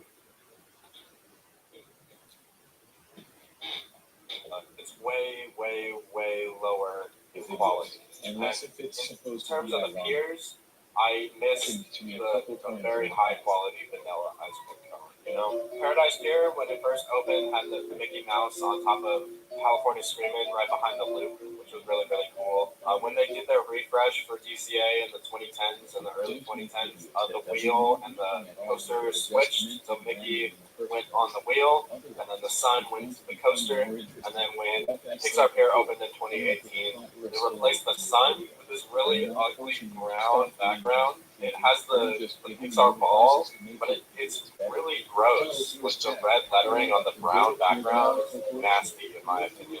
Like I don't know why they didn't just make the whole thing one massive Luxo ball. Come on. Oh my gosh. I could talk about this land for way too long. I already have talked about this land for way too long in both this video and the review video. It's been on my channel for like a year. So in terms of attractions, I ranked Pixar Pier second because it has two major e-tickets, which are Toy Story Midway Mania, which is a fantastic shooting dark ride. It might be probably one of the best shooting dark rides out there. And Incredicoaster, which, as opinionated as I am about it, it's still a really big roller coaster. It's by far the biggest coaster at the Disneyland Resort, and it's a very long attraction as well, even if it does have a ton of crummy theming slapped on top of it. And Pixar Pier is also tied for the most attractions at California Adventure in terms of lands, so that is pretty impressive. In terms of food, there's really not much at Pixar Pier. Like they have a chicken stand themed to one of those Toy Story shorts, which is kind of cute. They have a hot dog stand. Not a big hot dog person, as I mentioned, so I don't even know if I've ever tried that. The big sit-down restaurant is Lamplight Lounge. When I go to theme parks, I go for the rides. I don't really go for sit-down restaurants. Like, they're nice if you need a break and you're willing to pay for it, but that's not the type of guest that I am. So it's kind of hard to judge sit-down restaurants when I don't go to them that often at theme parks. So that's why it doesn't rank that high. In terms of atmosphere, I ranked it 7 out of 8 because, like I said, it's very cluttered. The fact that they split the pier in half is awful. Reuse The the fact same that backdrops, the pier, for example. Pixar Pier itself is divided more. into 4 different Just make your sub-lands, video more which is also confusing really and give a messy. bad Like, there's point no of other view to the land that viewers. has anything like Sure, that. custom That's for a backdrops takes reason, you more know? It's time because to it's make, stupid. but trust me, they're worth it. And then in terms of theming, It's I also seatbelt. ranked Oh Pixar no, Pier you're 7 stuck. out of 8 because it was very cheaply I'm stuck and forever. very affordable. So, Just take a look at any of the which effects one, on Incredicoaster. which Oh my living room gosh. faces should I could talk about this use land for so long. I'm besides the probably missing one? major criticisms that I have of this area, but I really feel like I gotta move on. So we're side of the pier.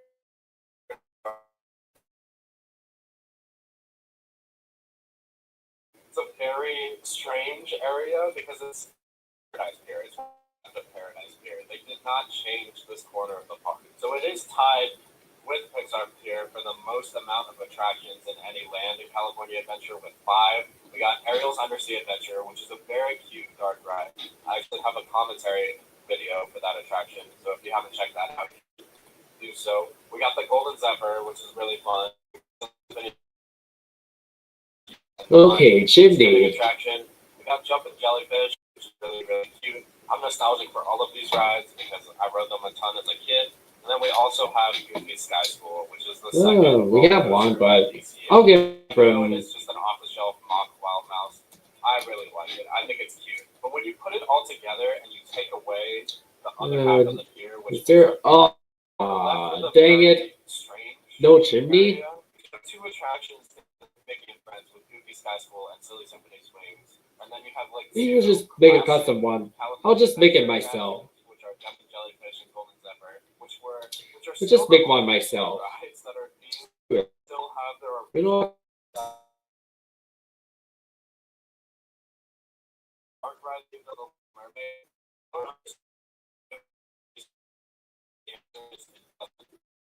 Very charming area to walk around, and I am nostalgic for Paradise Pier, so part of me is happy that it still exists to some degree, but I don't even know. It's just so incoherent. It's lost.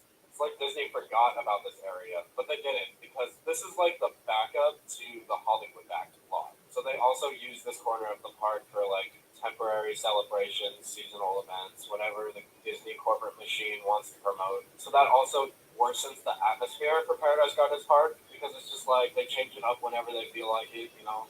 There's nothing permanent or special about Paradise Gardens Park if they're just slapping whatever they want onto the themed land.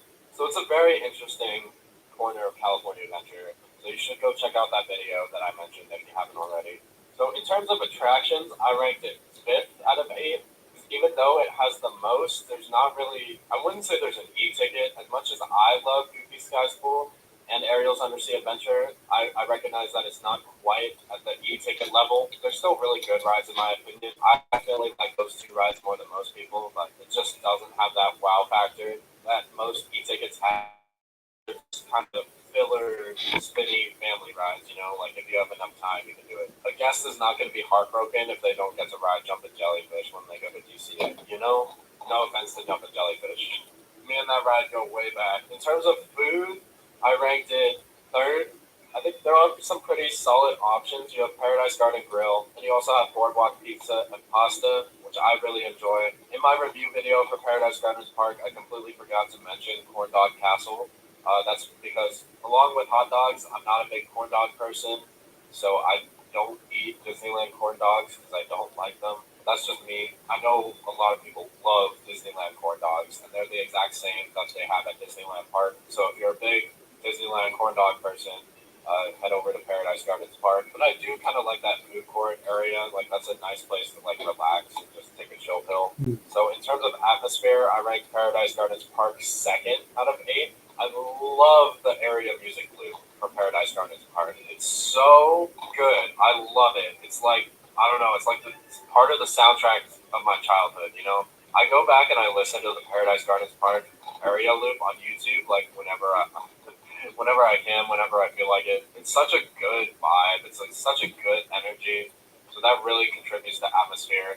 Of course, all the kinetic energy is really impressive. And I am very, very nostalgic for Paradise Pier. And obviously that nostalgia kind of fuels my love for the energy and the atmosphere of Paradise Gardens Park.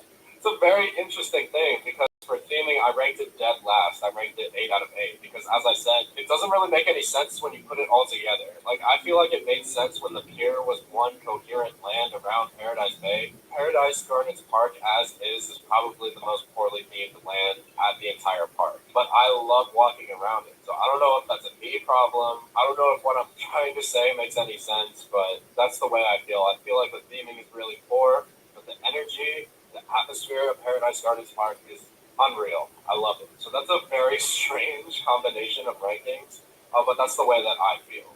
I hope I've expressed my opinion in the correct way. That makes sense. But very similar to Pixar Pier, this was a very, very difficult land to rank because it's not a land. It's half of a land. It's It's half of what it used to be. It's half of my favorite land, and they really haven't changed it much. So how do you rank a chicken if you cut its head off? You know, like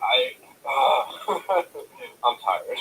One other major thing I have to mention about Paradise Gardens Park is that this is the themed land that technically has the viewing area for World of Color, which is California Adventures Nighttime Spectacular. That's a Okay, big boost, add a ground to up the ranking of chimney. Paradise Gardens Park because World of Color is one of California Adventures' best offerings. At the time of this recording, California Adventure is about to debut World of Color Happiness for the 70th anniversary of Disneyland Park. For the last couple of years, they've been running World of Color 1, which I'm not the biggest fan of. I actually have a review video for that already on the channel. And the original World of Color is still my favorite iteration of the show. At the time of this recording, I have not seen World of Color Happiness. I'm hoping that'll be my favorite, but we'll see. I'm very, very doubtful, though.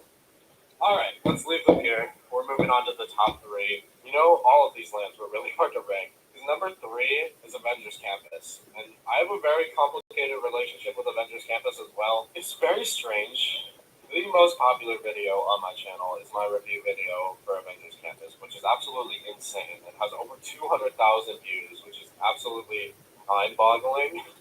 I can't comprehend that. And I had a really difficult time ranking Avengers Campus. 3 sounds really high, but since they worsened both halves of the pier, that's why it's up so high. I just couldn't find it in me to rank either Pixar Pier or Paradise Gardens Park ahead of Avengers Campus. And Avengers Campus is also really, really carried by one of my favorite rides of all time, which is Guardians of the Galaxy Mission Breakout. That ride is absolutely spectacular. It's one of my favorite rides ever. Like, no hyperbole. It's so much fun. It's pure fun. In my opinion, it's one of Disney's masterpieces. It's the perfect blend of thrills and theming. I think it's a very, very immersive story. It's such a well-done attraction. The airtime is spectacular with a very minimal seatbelt restraints. It's absolutely fantastic. There's such a good energy. The music is incredible. It's such a fun ride. It's so good. It's so hard to express how much I love this attraction. So a lot of Avengers Campus is absolutely carried by Mission Breakout. And obviously, I don't even have to talk about Spider-Man, and I can tell you that in terms of attractions, Avengers Campus ranks 1 out of 8, solely because of the existence of Guardians of the Galaxy Mission Breakout.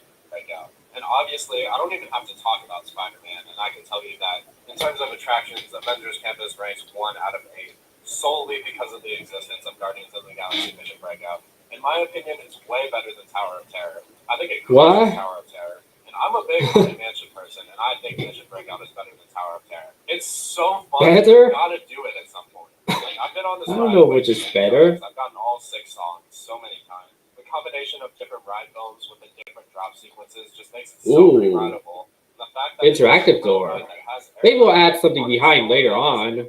Re-rideable, you know? So it's just, it makes me want to do it so often. And you combine that with a really high energy. I guess I admit this recreation is not going to be perfect. Love it. In terms of food, I ranked Avengers Campus 2nd out of 8. The main restaurant in Avengers Campus is Kim Test Kitchen.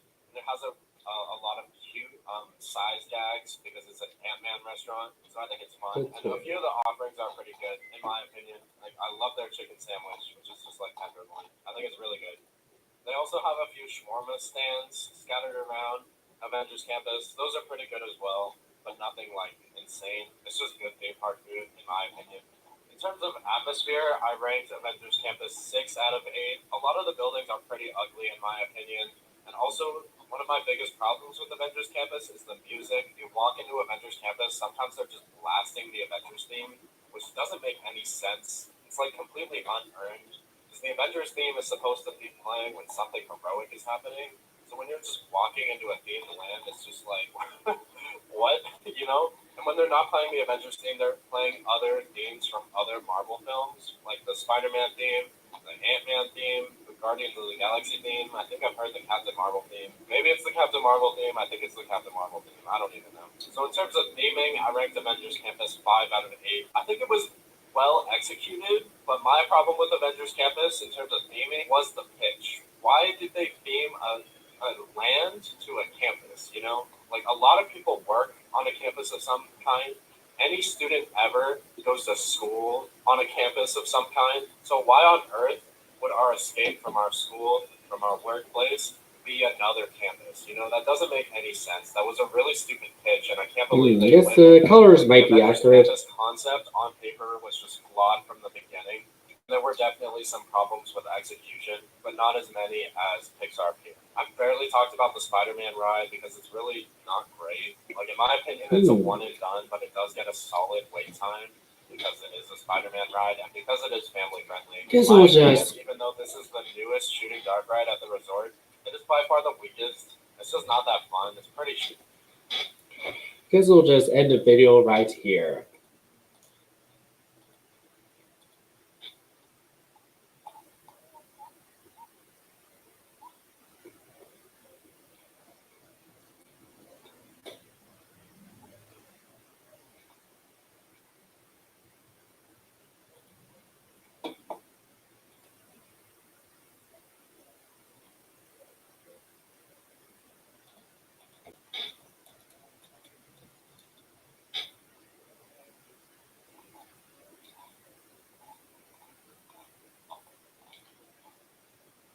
The house pieces.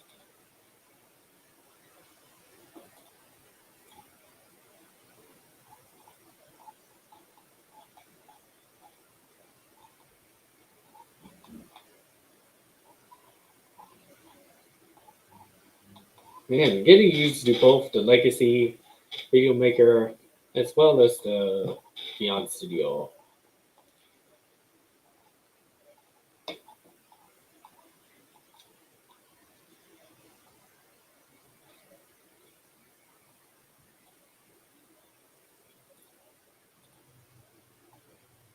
Nope.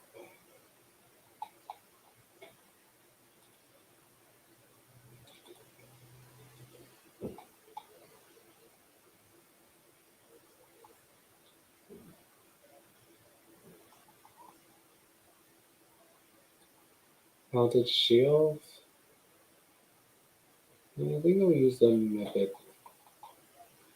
Use them in a little bit.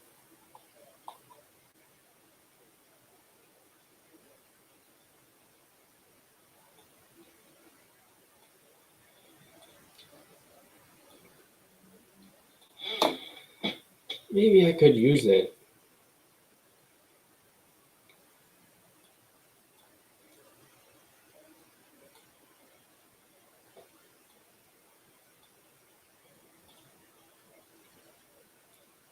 Maybe I'll leave the door as it is. Because the accuracy might be a con.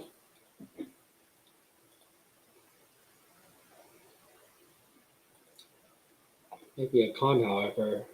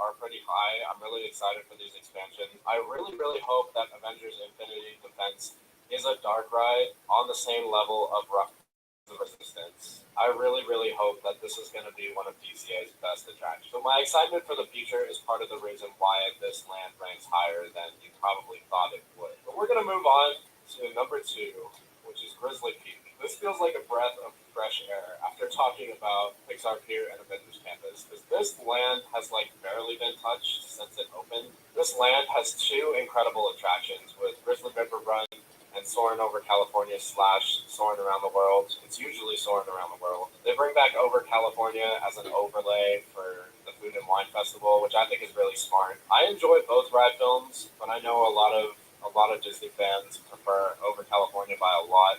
I think both are really good. And Soarin' is absolutely one of the best attractions at California Adventure. It was the park's savior Okay. first opened in 2001. It was like the big redeeming quality of that. But Grizzly Peak is so chill. It's such a wonderful. Can I find any Grizzly Peak. The kinetic energy of the rafts is beautiful. I window? love just hanging out and Yeah, watching them. glad that there's They have no a food annoying. area right next to the big drop of Grizzly River Run, which I adore. Are there any circular They have a bunch windows of in geysers, so watching Beyond people's Seville? reaction is just beautiful. That's like Disney magic. Or I could I build really one. enjoy that. And since this land has opened, these trees have really Build one grown. myself. Like when California Adventure first opened, the big icon for the park was the Grizzly Mountain. Like it was in the park's logo, it was in all the advertisements, dominated the park. But since the trees have grown in, it's kind of been hidden. Like sometimes it's easy to walk around DCA and forget that that mountain is even there. It's a massive grizzly bear, but it's really hidden, which I think kind of adds to the mystique of it these days, which I kind of like. And they're also using Mickey Mouse on the wheel as the park's icon these days, which is another thing I forgot to mention about Pixar Pier. It doesn't make any sense that the icon for the park is in Pixar Pier, but Mickey Mouse is not a Pixar character, so why is he on? Anyway, in terms of attractions, I rank Grizzly Peak 3 out of 8. I think these two are both great attractions. I think they support each other very well. They're very, very different, and it makes sense to be in this area of the park. It's like the Grizzly Airfield. That's really beautiful. That's a cool corner. Wow. In terms of food, it actually ranks dead last. It ranks a big food place in Grizzly Peak is called Smoke Jumper's Grill. It's like the DCA's burger place. I'm not a fan of Disney burgers. A lot of theme park burgers are just straight up bad. Disney burgers aren't any better in my opinion. But in terms of atmosphere, it's top of the list. I love the energy of Grizzly Peak. It's beautiful. It's shaded. The kinetic energy of the rafts. It's such a vibe. It's such a peaceful area. It kind of feels like Grizzly Peak was ahead of its time because these days, like hotels that are ingrained with a theme park are like the hot new thing. Like Epic Universe is opening right now with a massive hotel as like the park's backdrop. But the Grand Californian has been bordering Grizzly Peak since 2001, and obviously the Grand Californian is by far the nicest hotel at the Disneyland Resort. So it's really cool that it's right there. I feel like the existence of that hotel also contributes to the relaxing atmosphere of Grizzly Peak. It's such a healthy and nice environment to be in. Very peaceful. In terms of theming, it ranks 2 out of 8. This land benefits from the Michael Eisner philosophy of being immersive without requiring a lot of investment. The trees just grew, and I love it, you know? It's kind of crazy. Like, along with kinetic energy, I feel like nature is also very important for any theme park to have. It is a theme park, so just having trees at a theme park is great. You know, water is also another very important aspect, which is why I love the Rivers of Road Grizzly That's why Run I just to love do a Paradise POV Bay, also. specifically when it was Paradise Pier. And it's also part of the reason why I love Pandora. The use of water in that land is really well done. Even Animal Kingdom as a whole uses water really, really well. And I love that part. So yeah, Grizzly Peak, even though it did not require that much effort, in terms of theming, it ranks second place. But we're going to move on to number 1. This was probably not that hard to guess. It is Cars Land. Now, I have a very interesting relationship with Cars Land because you know me, you know this channel, you know that I don't like Radiator Springs Racers. I think it is completely overrated. I don't think it deserves the wait times or the hype that it gets. It's a mid-tier attraction that is treated like the greatest thing ever. It's just not. So even though I'm not a big fan of this land's e-ticket, I think it is still very, very well done. This was like in the early stages of the hyper-immersive themed lands. So Cars Land has a beautiful backdrop. The rock work, when you walk into the land from the San Francisco entrance, it's absolutely jaw-dropping. That's an unreal reveal. And And obviously one of the other main entrances is just walking down Route 66, which is pretty cool. It's just like straight out of the movies. All of the characters have their own little house or their little shop. Like Mater has his junkyard, and that's Mater's Junkyard Jamboree, which is a really cute, really fun spinning family ride. I love it. It has a lot of fun laterals. Flo's V8 Cafe is the major restaurant in Carsland. It used to be way better than it is now. I remember thinking it was really good, but I think the quality has downgraded over the last 5-10 years, which is a shame. I don't eat there nearly as often as I used to. Sarge has a gift shop. Fillmore has like a drink stand. Sally's Cozy Cones are like little snack stands. Luigi's Tire Shop is Luigi's Rollickin' Roadsters, which is another trackless ride at the Disneyland Resort. But instead of being like a hyper immersive dark ride, this is just like a cute family outdoor spinny ride. Like, it's fine. It used to be Luigi's Flying Tires, which is probably one of the biggest failures in theme park history in terms of attraction. I got to ride Luigi's Flying Tires a few times, and that was a disaster. It was kind of funny to look back on. And then around the corner, you have the entrance for Radiator Springs Racers. So those three attractions, put Carsland 4 out of 8. They're fine, you know. Mater and Luigi serve their purpose as supporting family attractions at California Adventure, and in my opinion, the e-ticket is pretty disappointing. In terms of food, I also rank Carsland 4 out of 8. As I said, the quality of Flo's V8 Cafe has really fallen off a cliff. It used to be so good, and now it's just not. In terms of atmosphere, I rank Carsland 3 out of 8. There's a good energy. One of the best things they do in terms of atmosphere is when the sun goes down and the neon lights turn on for Radiator Springs, they play Shaboom, which is really cute. That's straight out of the movie, and that's really cute. And obviously, for theming, it ranks 1 out of 8 because the rock work is so impressive. It is probably the most immersive land for California Adventure, at least in terms of a theme that it was not cheap and easy to make immersive, you know, like Grizzly Peak or Hollywood Land. And that is my opinion on all of the theme lands of Disney California Adventure. Before we wrap up, we're going to dig into the 4 categories that we talked about and rank each land based on each category, because I know it's difficult to keep track of these rankings while we're talking about each individual land. So let's start off with attraction. The best land for attractions at California Adventure is Avengers Campus, which is carried by Guardians of the Galaxy Mission Breakout, which is one of my favorite rides of all time. Absolutely an incredible ride experience. For good measure, we have Spider-Man Web Slingers of Spider-Man Adventure as a supporting attraction, which is fun. Number 2 is Pixar Pier, which is tied with Paradise Gardens Park for the most amount of attractions at California Adventure. Also has 2 e-tickets with Toy Story Midway in terms of all around Inside Out Emotional World is Critter Carousel. For number 3, we have Grizzly, which has 2 amazing e-tickets with Grizzly River Run and Soarin' attractions. Number 4, we have Carsland, which is home to the most overrated ride of all time, and 2 other really fun supporting family attractions. Not as overrated as Big Baby Tom. Luigi's Rollickin' Roadsters. At number 5 is Paradise Gardens Park, which just like Pixar Pier has 5 attractions, but this land is lacking an e-ticket, even though I am a big fan of Ariel's Undersea Adventure and Goofy's Sky School, and I am really nostalgic for the supporting attractions, which are Jumpin' Jellyfish, Silly Symphony Swings, and the Golden Zephyr. Number 6 is Hollywood Land, which is the lowest ranking land with an attraction, because I am not a fan of Monsters Inc. Mike and Sully to the Rescue at all. And tied for last is Buena Vista Street and San Francisco Square, because they have none.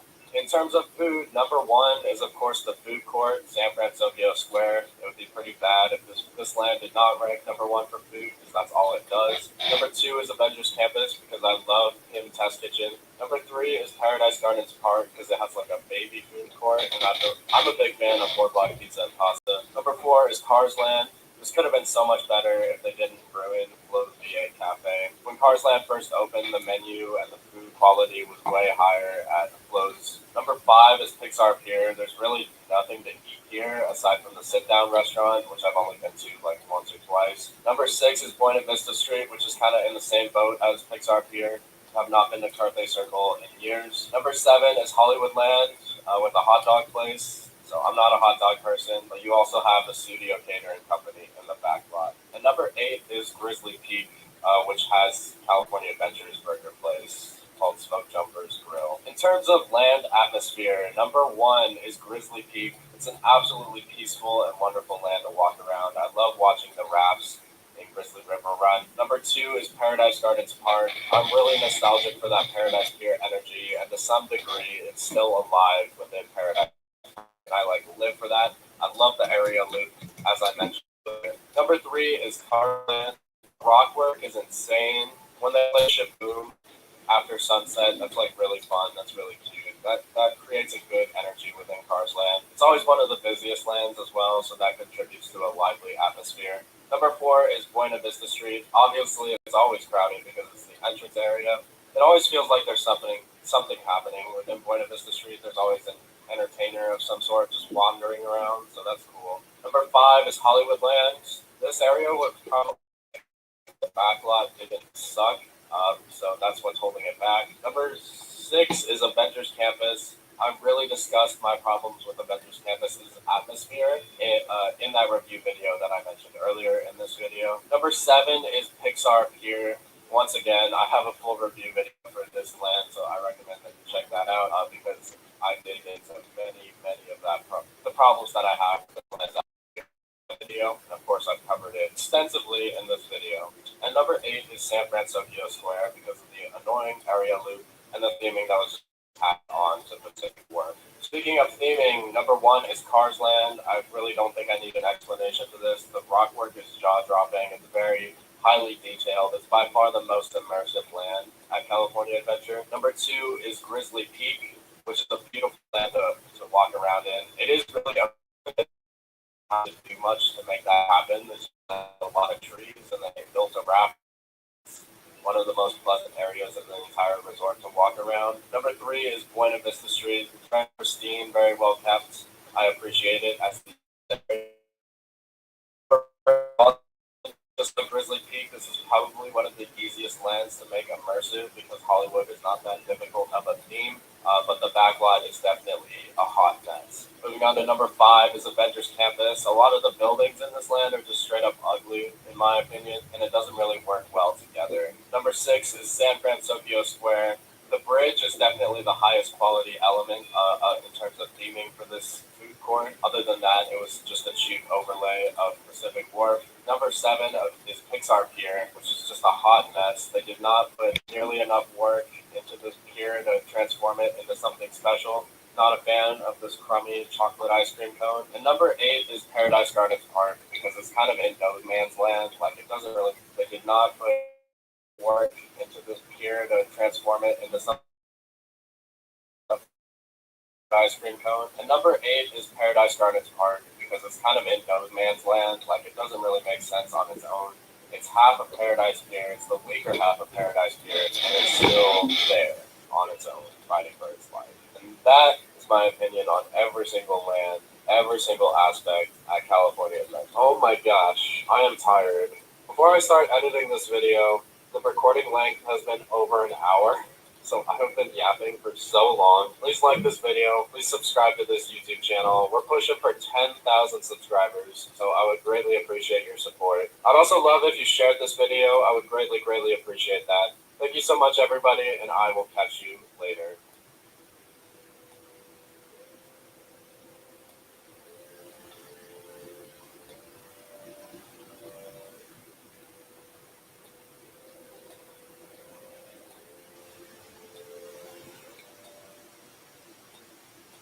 One of the new ones, part of our dice series. Okay, it's the 6-sided die, more classic design, with some beautiful coloration on the inside. But the best part about this one is that when you totally invert it, it turns into a 12-sided die. So you can see what the odds are for yourself. Only one thing left, so I can start the episode smoothly.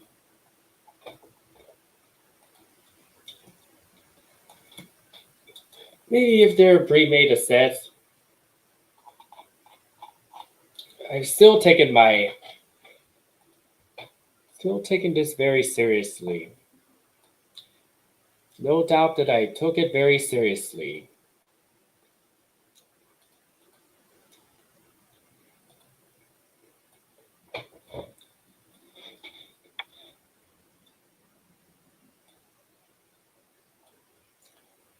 no doubt that I took it very seriously.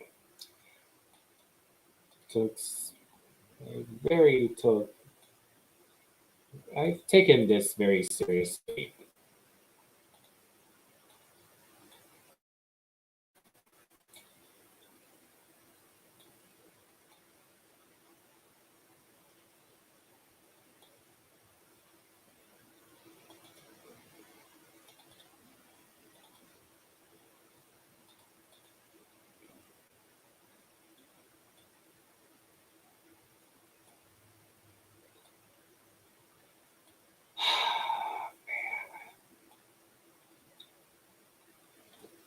Man, look at his custom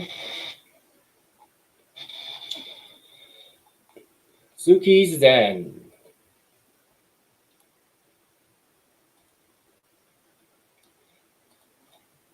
Suki's Zen.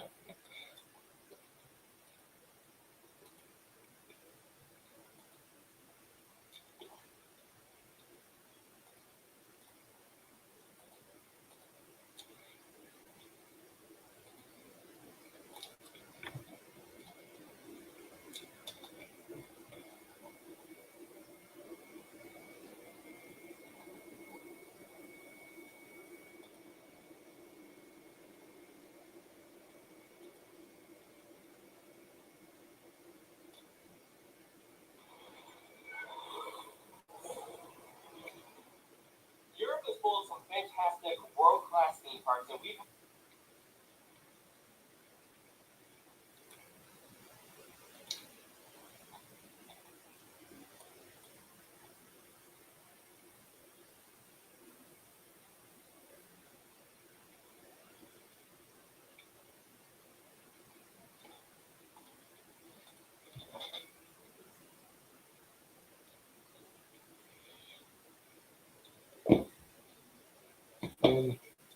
House.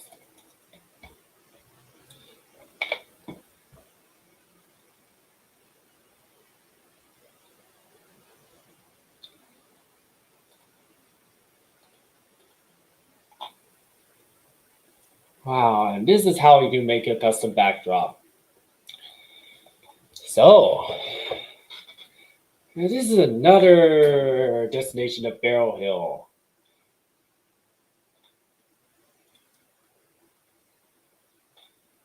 Suki's home.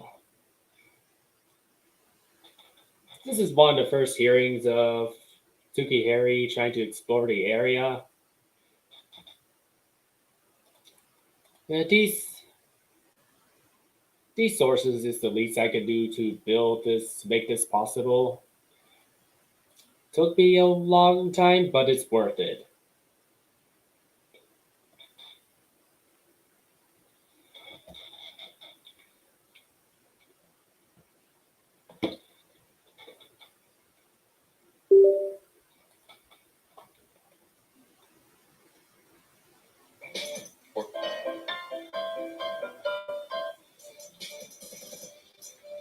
Make your own backdrops, or at least don't reuse the same backdrops. For example, 2 different houses or more. It would just make your video more confusing and give a bad point of view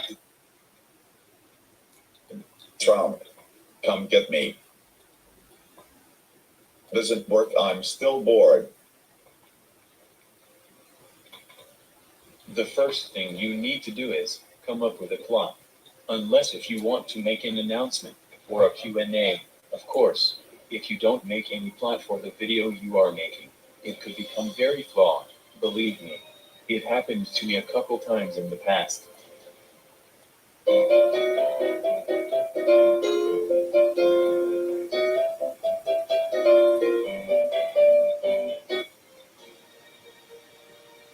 Don't make videos that doesn't mean anything at all and that are just meant to be random in the first place.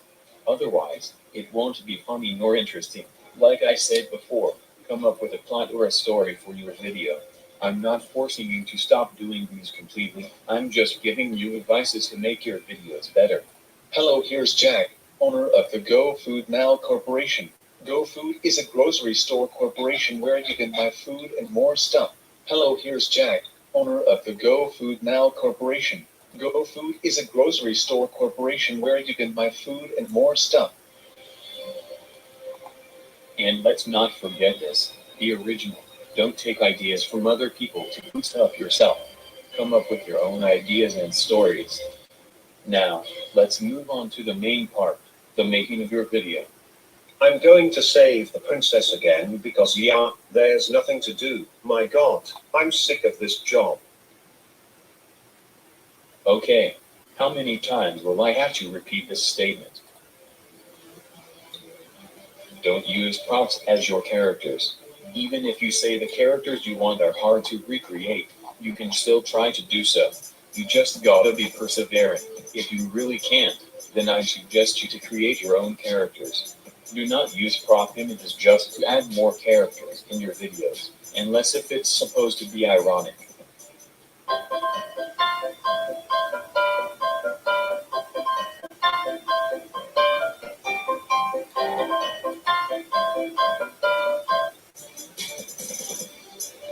Make your own backdrops, or at least, don't reuse the same backdrops. For example, 2 different houses or more. It would just make your video more confusing and give a bad point of view to the viewers. Sure, custom backdrops takes more time to make, dancing and crying at the same time.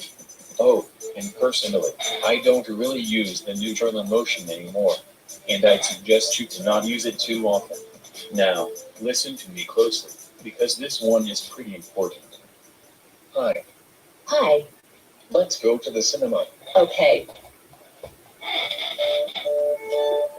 Make your dialogues longer and more developed. Yeah. It will make your story way more interesting rather Who's than writing another- 1 to 5 words. I think it might use better set of music for the next episode. So just want to get the series started, but yeah. Could be a replacement of Greg and Murray for now, since I like how the series turned out to be. I guess it's an IP-based series that isn't a reenactment.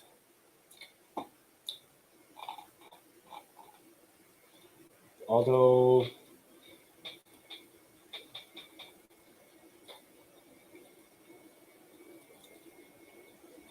don't feel like I see myself doing a preview either. Okay.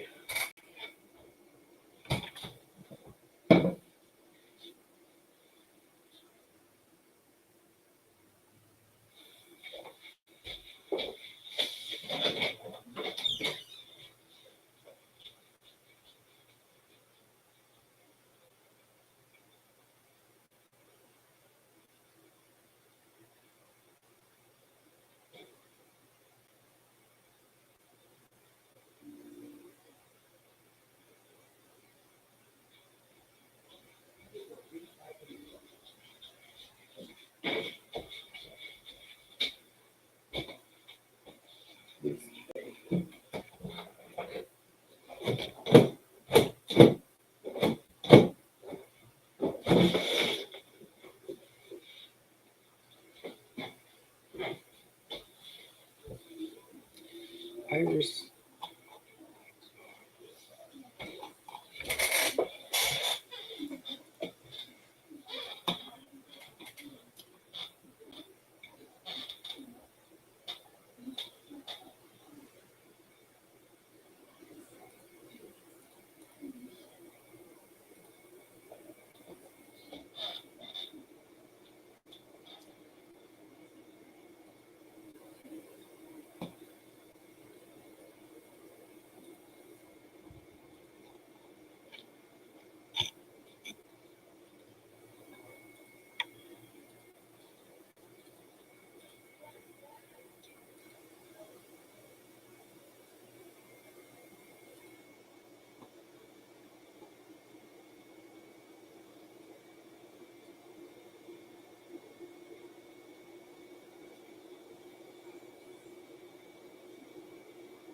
Hey, this took up a lot of patience.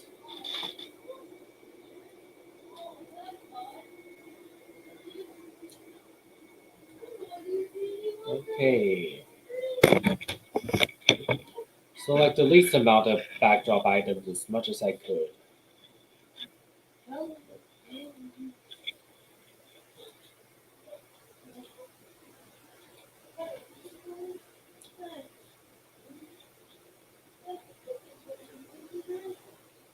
Man, really want to have a known identity.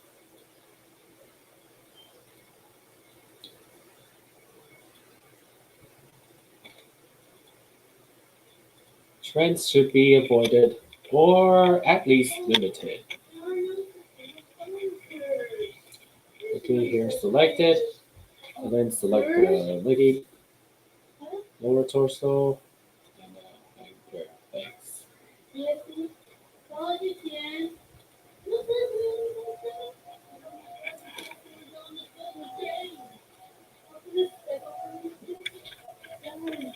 Here we go.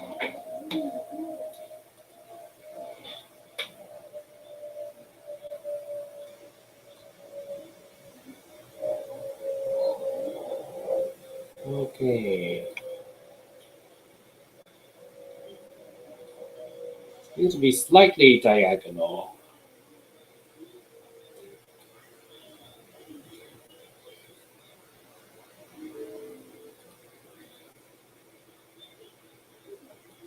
Man.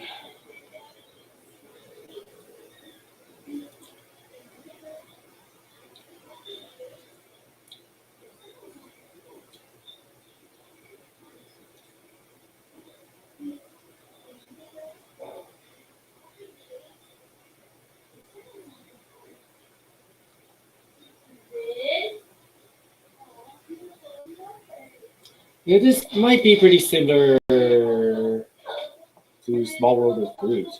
Oh, I can handle your opinion? Phew! Thank you for being civilized. Okay. Ah, thanks. Thanks for acting civilized during my stray away from competitive stuff and transitioning into transitioning into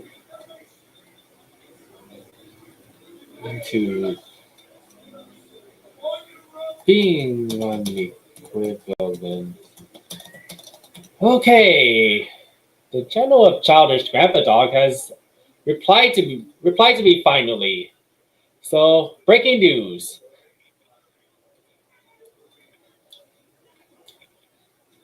Equivalent into being equivalent of an Imagineer.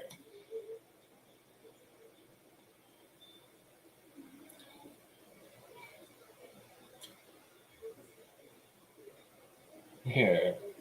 Oh yeah. If it wasn't for exploring every cartoons, then I could have maybe kept up with similar animations. And if it wasn't for if it wasn't for creating Flash themes and Rapper offline, then I would during my usage studying art, then I wouldn't be who I am today. Yeah, and yeah, I created bird characters along the way, despite only one beat.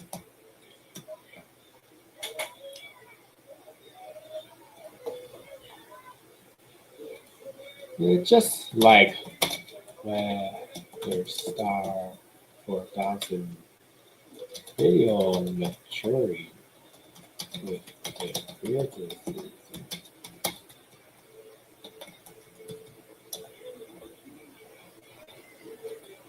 Stray away. That creates atmosphere and light. An Imagineer. I feel like an Imagineer.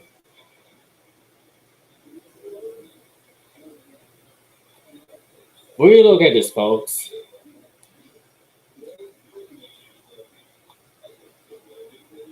Did not feel upset at once. And yeah, acts like Weather Star 4000 video when he's handling criticism is best. This kind of not exactly too good for rhythms. It's a little bit.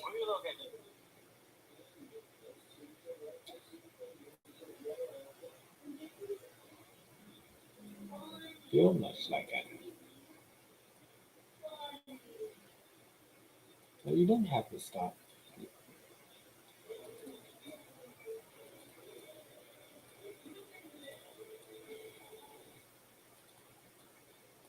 But not Genji. Yeah, I guess they. Yeah, I know there's so many things on. I know there's so many things on Robo and Crew characters, but yeah, I guess it's my respect my preferences. Yeah, especially respect my preferences as well. Interacting civilized, just like what I said. Maturing, man. Maybe he Black 52 at least didn't act childish when things don't go his way. Didn't act so immature. But yes, he didn't act entitled, at least. Well, W to a creator. It's a just 3 out of 10. Okay, so I figure out how to make a snout. How to make a snout, but he may not look as good. Crop images aren't as good quality. So guess I just have a negative opinion while being a civilized man if I make a criticism video like it.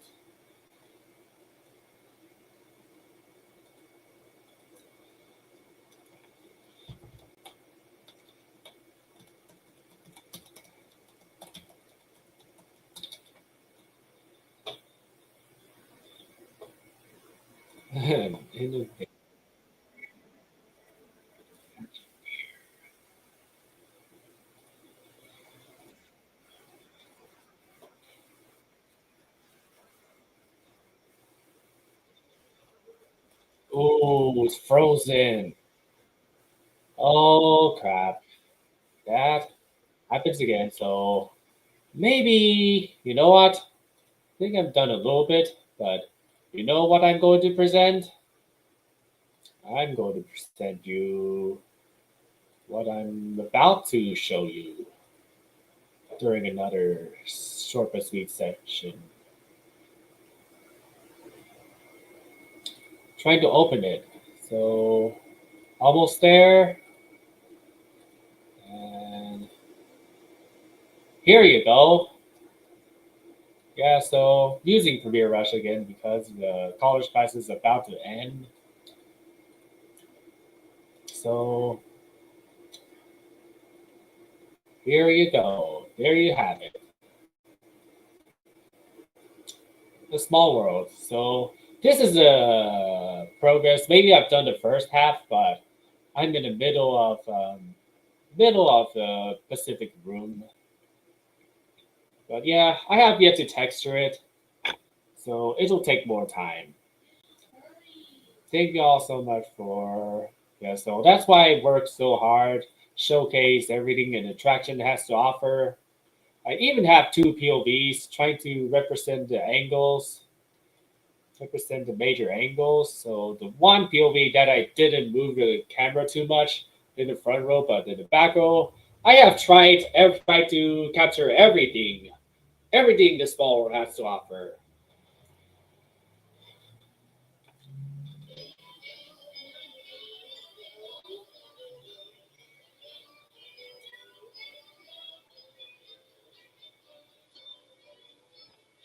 So yeah, I even put Miguel as a highlight as well.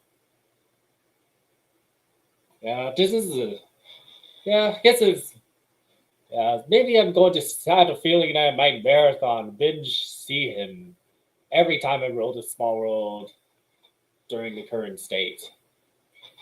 Although there's no new lyrics yet, but yeah, I guess the whole month of just hearing.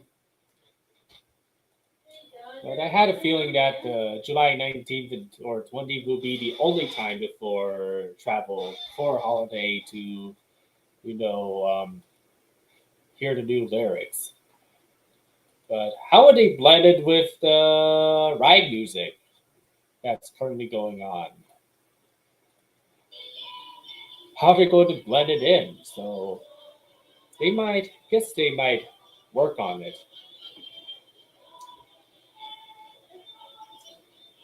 That's a current finale song that, yeah, it won't sound like this any longer, but I'm fine with it. It's going to have another major update after Disneyland's birthday.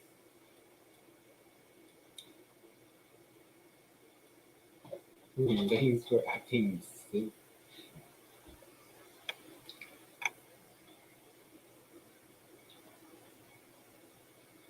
Ah, yeah, a reunion. Yeah, but, and besides, I have made good use of a male and giant version of her Tuki-Harry with double the heads, legs, and pattern with eye in between two. The reunion course for simply have two updates are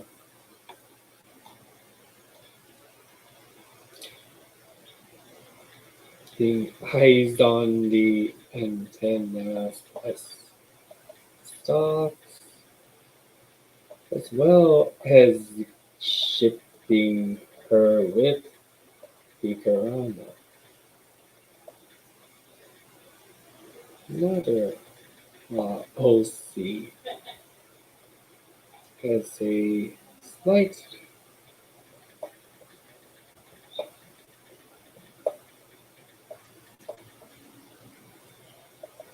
especially for a new series about to debut.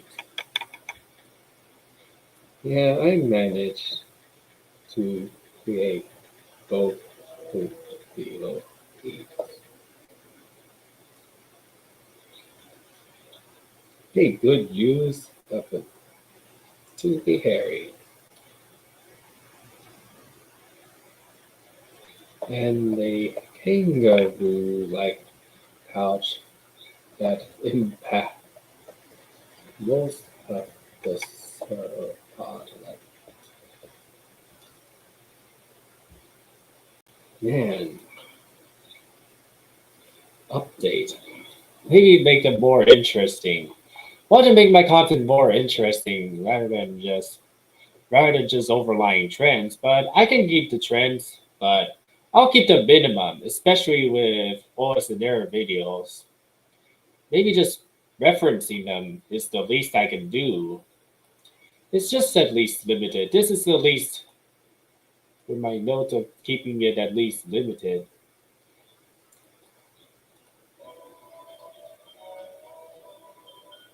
So yeah, so it's better than nothing. So anyone who craves too much of my old stuff, so shut it. It's better than nothing. So any Go animation is better than no Go animation. No Go animation at all. Well, guess he's a civilized man. Just like, man, I think I've shaked the camera too much. I felt like I shake my camera a lot on this one. Try to cover everything.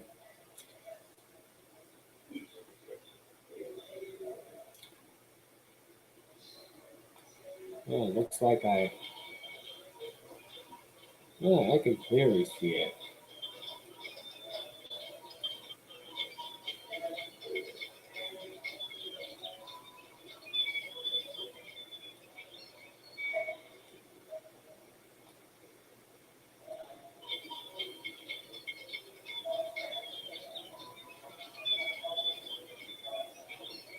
Ah, perfect thinking.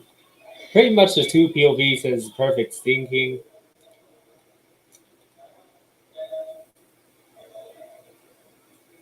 Yeah, guess the reunion. Try not to pretend that I never.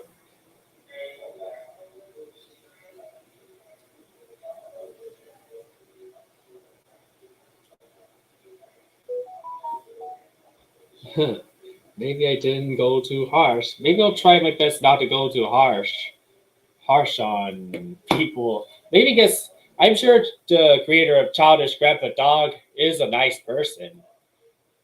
So they did their best. So it is what it is. So Childish Series, they are what they are. I wouldn't be too obsessed. Wouldn't have a big obsession with them if I were watching video. If I'm looking for Go anime content. So yeah, I guess Magical Animator may have inspired me to bring back the grounded videos in a new form. So man. So how do I go specifically with where's the specific shot for the farm scene? Ooh, I think man, camera movement is just so small. Oh, Woody has lost his lasso when this footage is during the last day of May. Not sure if I'll get more clips. If I need any more clips for the Small World POV.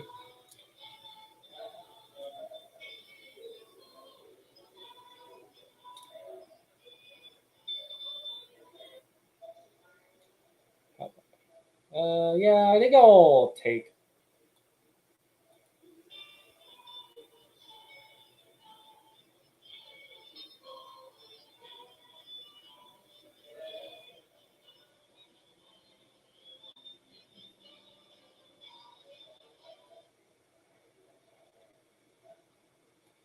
So, did it change colors?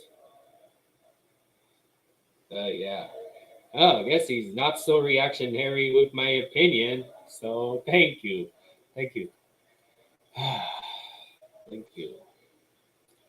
Yeah, I guess I'm just not a fan of, just not a huge fan.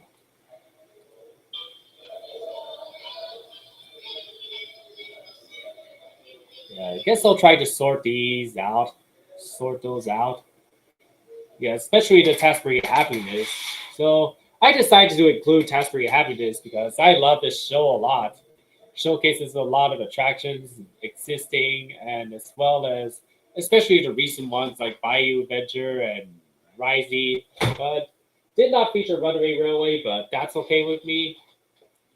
They have some Mickey moments. They already have some Mickey moments, like fantastic.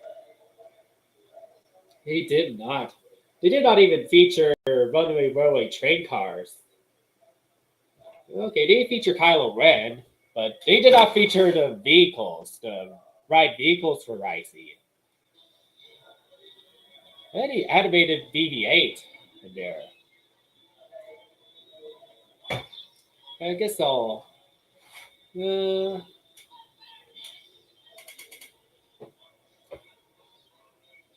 so looks like an outside source. Maybe some reason it feels like an outside source.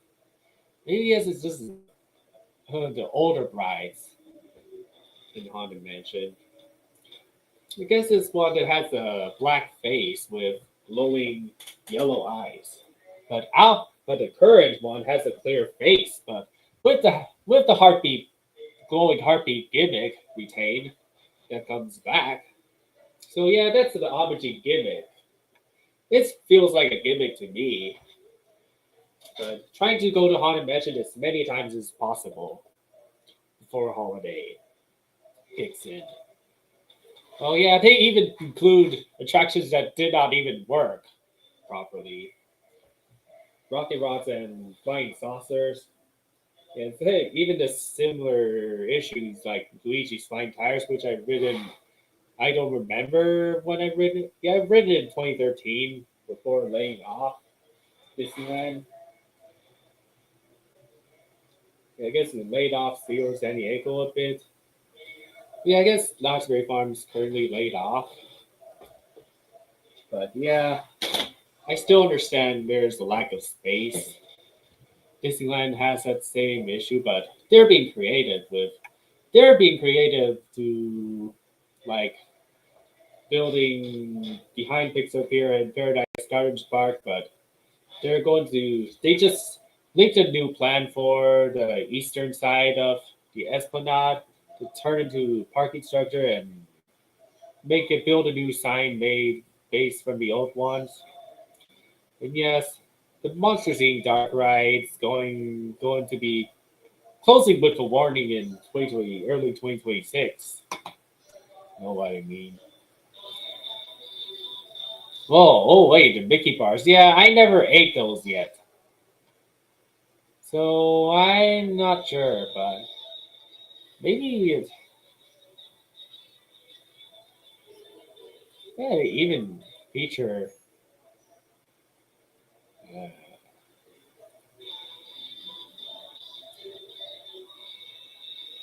I guess this is another favorite part. So they just reference the other small worlds around the Disney parks. So yeah, I even shouted them out in the live stream vlog. Shouted them out. Really love the way they made. We're trying to pay homage to the former facade of the Magic Kingdoms version. And they're while literally singing "It's a Small World." I really love that variant too. So much so I can insert one of the references in the commission. Paris, but yeah, it doesn't look perfect. Or maybe they could have made a Sun and Moon reference to the clock tower. I mean, yeah, Tokyo's very accurate. Yeah, everything else is accurate.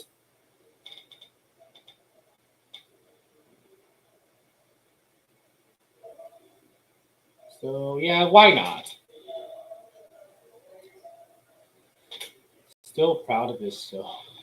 Maybe better than uh, just one of the better shows at Disneyland. One of the more appealing ones to me.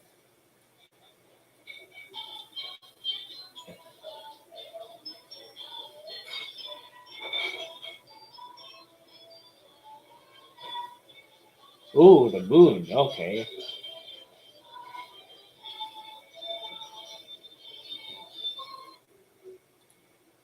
So it was missing, they were missing, but now they reappear. So I guess I'll just make it um,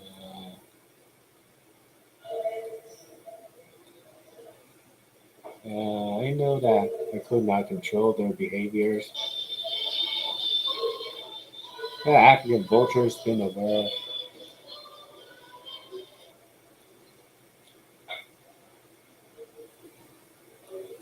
Yeah, as long as it's still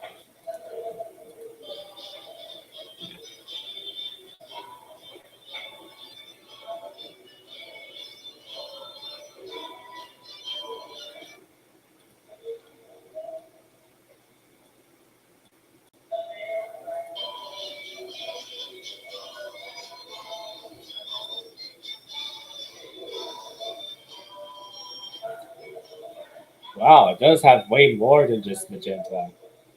Yeah, it feels like majority of the finale feels very purple. I guess they tried their best. Yeah, it feels very purple. I guess it's huh. So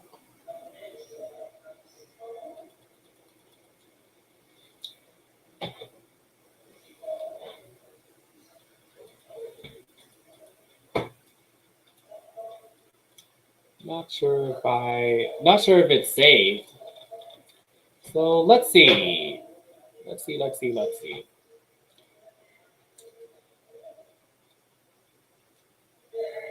This is my spare time activity.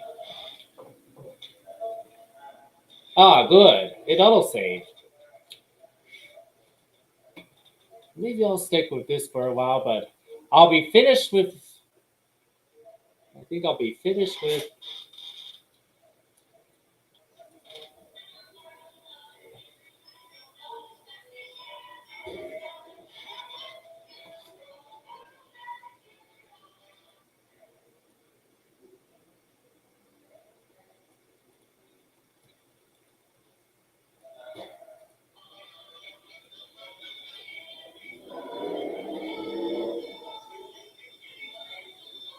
Okay, this is not as fast, not as panicky as.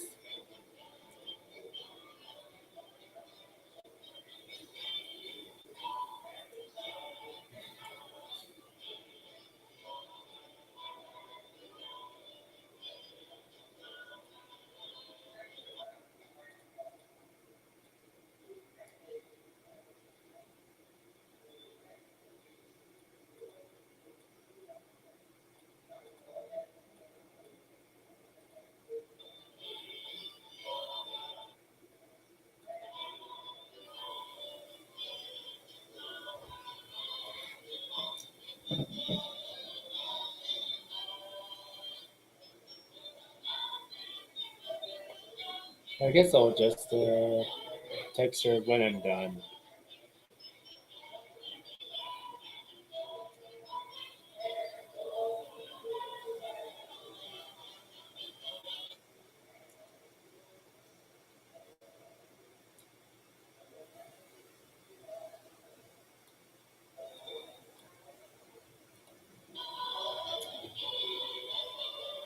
Yeah, I guess I got everything in there. Everything in this kind of picture.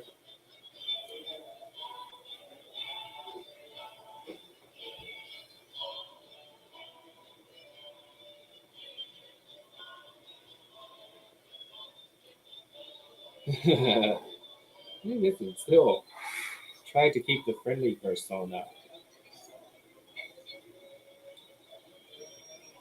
But yeah, I guess I feel like the the area music in the show in the actual ride music has been desynced lately. Desynced? Oh yes. And yes the term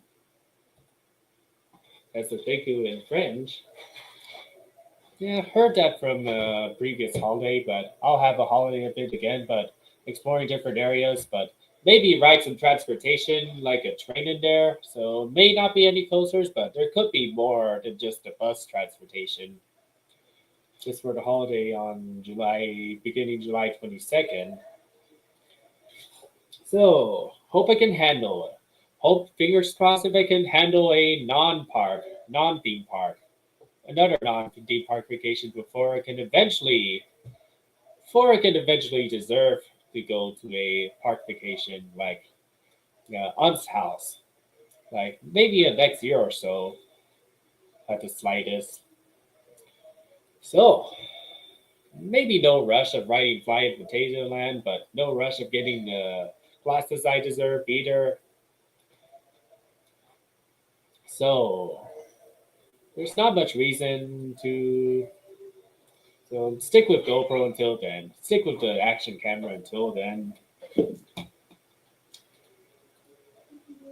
Still love to tell amazing stories.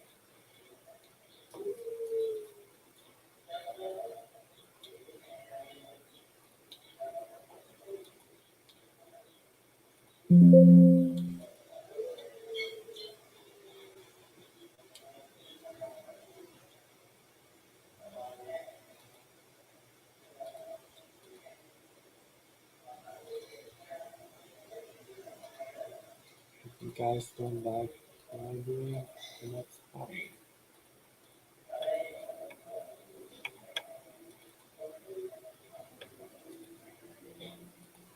Okay. Any video is better than no video. Yeah, I guess it's the same person as yeah. I guess the creator of Childish Grandpa Dog is very nostalgia to my content after all. Maybe guess it made Tuki-Harry even rose but better. Tuki-Harry. Man, how did I make Tuki-Harry more interesting?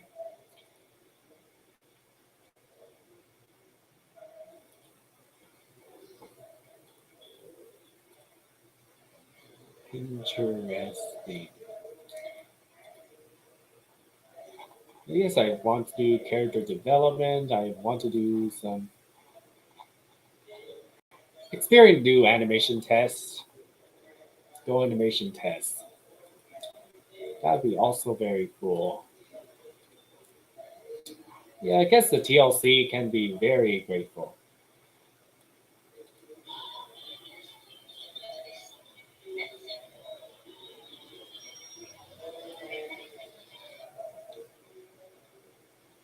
Do I even need to use this?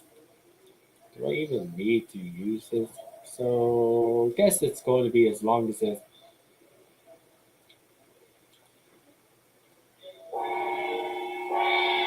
All right, so later, guys. So gotta be ending the stream now. So guess 3 minutes and 15, 3 hours and 50 minutes is not bad. So guess this is the update for my Small World POV. I might have finished the right segment. Pretty much the best I can do.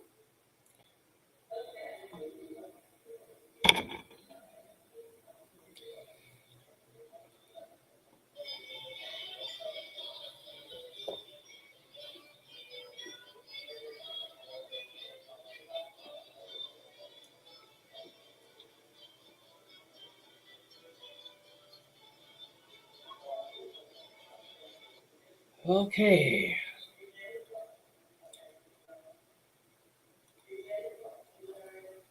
Some extra help. So guess I'm about to make this production into the get this production into the end. So don't forget to like or dislike a stream, comment below for any suggestions as long as they're not repetitive, as long as they're original. And subscribe to both my main and second YouTube channels to find out what content I create. Anyways, thank you all so much for tuning in. For those who want to check weekly on the progress updates every weekend or Friday, at least once, and see you all in the next stream.